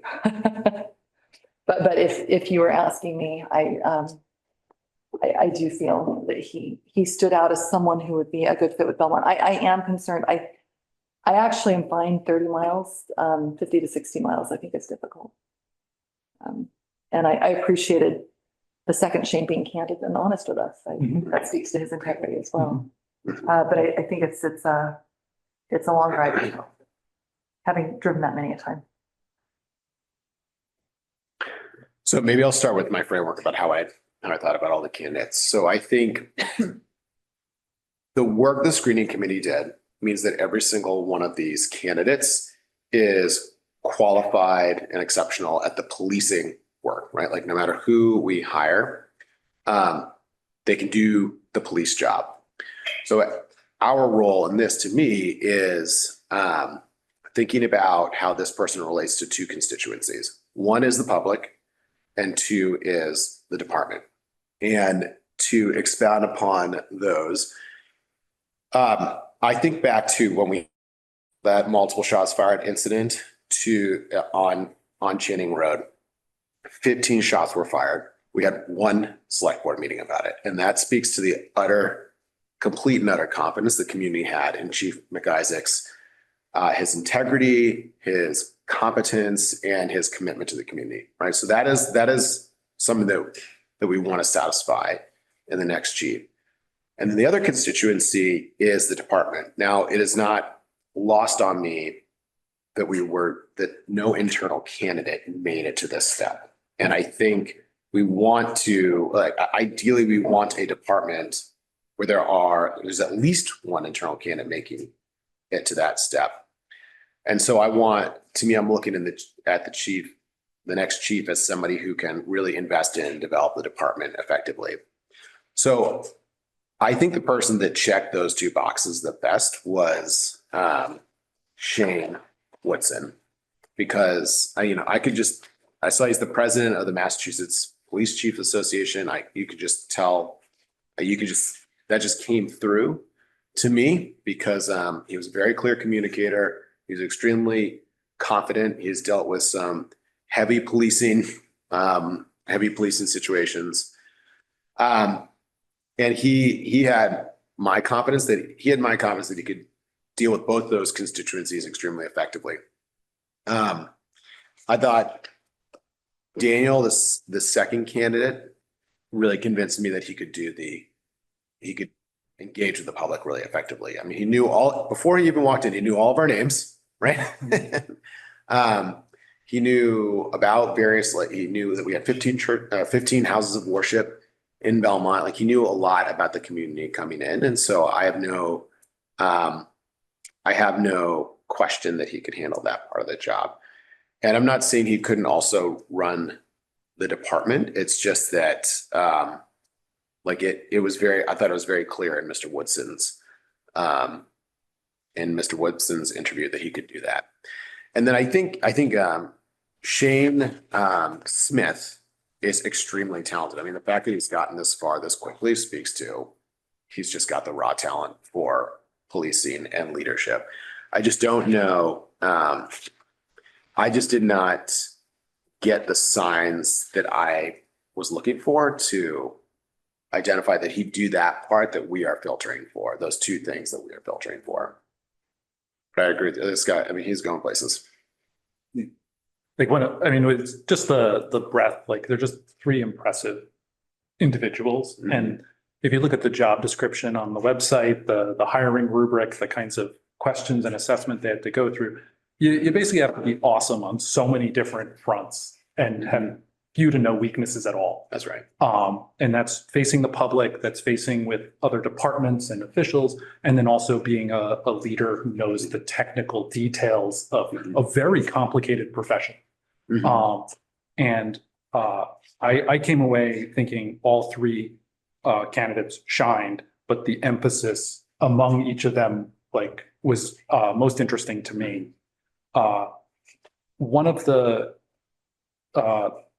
things I was listening for was that kind of the balance of being able to work internally as a leader that, understands where the department and the needs of the individuals that are there and grows those individuals while also interfacing and managing the complicated realities of modern life, of being a town that has adjacent communities and those kinds of things that are perhaps beyond our control, but we will still see some of the effects. And I thought the first candidate, Shane Smith, did a good job of talking through some of those, hey, here are some of the adjacent communities and the effects that we have here, and managed to draw some similarities. He struck me as he also talked about, investing in the employees. I thought Dan Unsworth did a great job. Clearly was a people first mindset, right? That really cares not just for the residents, but the staff, and invests in the operations of it. And I think that's some of what the moment that we're looking for, right? Is you've got to be able to invest and evolve appropriately our own internal operations. And we're doing this across every department, right? So of course, our public safety departments are not immune to this. I believe he mentioned IT specifically. I think Shane Smith mentioned IT specifically. So had a degree of experience in terms of doing some of those internal operations, evolving and modernizing our processes while also interfacing well with the public. But I think all three would be successful in our town. And as you said, it's what's the right one for Belmont. They're all great. I'd say among the three, I am leaning toward, at the moment, I would lean toward Shane Smith among the three. So it's interesting, Taylor, because I think you and I were we described looking at the same issues. What's good for the department, what's good for the community. I actually did think several Shanes. Shane Woodson showed significant strength. Be happy with him. I do think the distance is problematic. It just is. That was yes, I appreciate his candor on that. It's killer for me too. I do too. But that said, I also I'm going to be a little blunt. They had slightly different union answers, and I say this being sensitive to our town administrator. Shane Smith said, having been a union president, understanding how unions work, he nonetheless said nothing for free. And that's a phrase that I know has come up at times in negotiations. And the reality is that we need him in that specific instance, in that negotiation. He needs to be on the town administration side. Whereas Shane Woodson said he went head to head with the town administrator, and I appreciate his integrity in doing that. But we're dealing with really, really ugly budgeting and negotiating situations. And I think, it's subtle, but that was a real difference for me. I feel like both of them have dealt with budgeting constraints in a way that Watertown just doesn't. It's just different. Watertown can build a $200 million high school without debt exclusion. I mean, it's just a different scenario. So I would be honestly happy with any of them. I do think that Shane Woodson could succeed here. Absolutely. Any of them could succeed here, but even without the distance, I would come down on the side of Shane Smith, just in terms of very nuanced thinking. Shane Woodson has deep experience. I really like it. Again, we should be so lucky as to have any of them. So I'm feeling really sad that we can't hire all three. I'm feeling really grateful that we have three great options. Yeah. So like one of the areas that Shane Woodson impressed me the most was he talked about like rebuilding the department despite the budget constraints, right? And that it was a multi-year process. I mean, gosh, to go from 40 to 33 officers, like that's a huge cut. And to work back from that, is I think really impressive. I hope our town doesn't have to ever go through something like that, because you can see how hard it is even just to go back to try to go from 38 to 40 officers still. Mhm.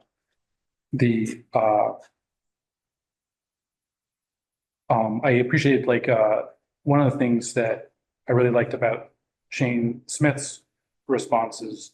He often mentions like using social media alerts and pushing updates. Having supervision on the scene, and I felt like he would also bring that kind of community facing presence if we ever needed it. In addition to being able to work with the internal the department personnel and handle union negotiations. I mean, I think we're about to go back to the table with the unions, and I think that's important that we have a chief who is ready to hit the ground running with that. And I think Shane Smith and Shane Woodson both meet that bar. But I did appreciate a lot that we're having external candidates, that he was at least willing to relocate or make sure that he was close to the community as he was able. New Hampshire is not that far either. It's like another state, but we're in New England, right? It's 30 minutes. So he's 30 miles versus Charlton's about 50 or 60 miles. So because it's south of us and we're north of the state. I get it. And there's so what I'm hoping we can reach tonight is a unanimous consensus on who we would make an offer to. It would be contingent on, if we were to make a decision, it's contingent upon negotiating a contract, a background check. I think it's really important that we make a decision tonight.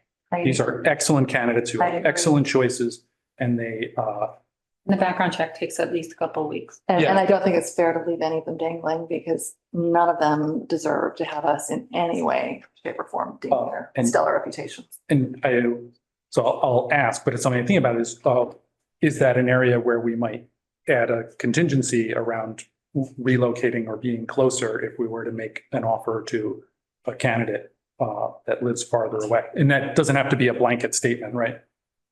But it's something that I think about. Something you would go into in negotiations.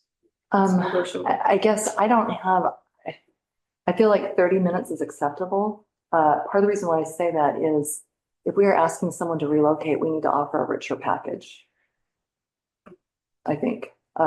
So it also takes time with the fire chief. When we had him relocate, I believe the board gave him 6 months to a year to relocate. So, and it's not, again, that all comes in. And it's not a requirement that they live in Belmont per se.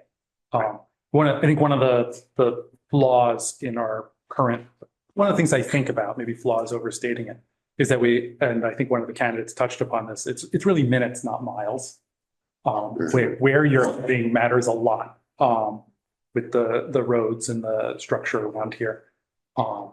And so if you're traveling around the Beltway and then maybe it's minutes even though the miles are technically as the crow flies.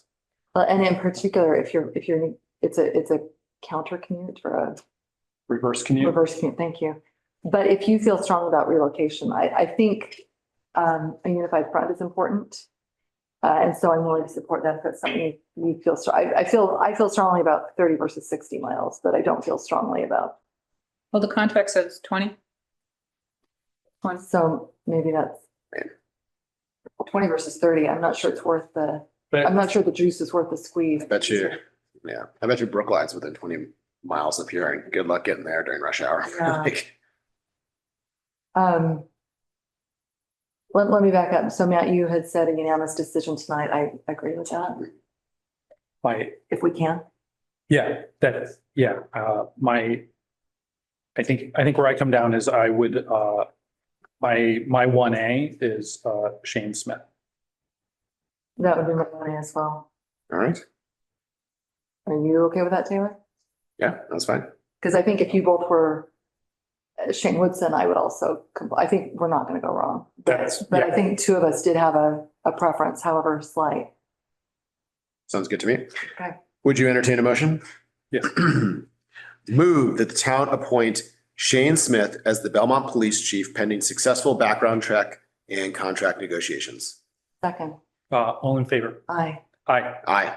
with huge thanks Yeah. to everybody involved. No, thank you all to the candidates, to Paro Consulting, and the screening committee team, and all the people who've put time into this just outstanding group of individuals.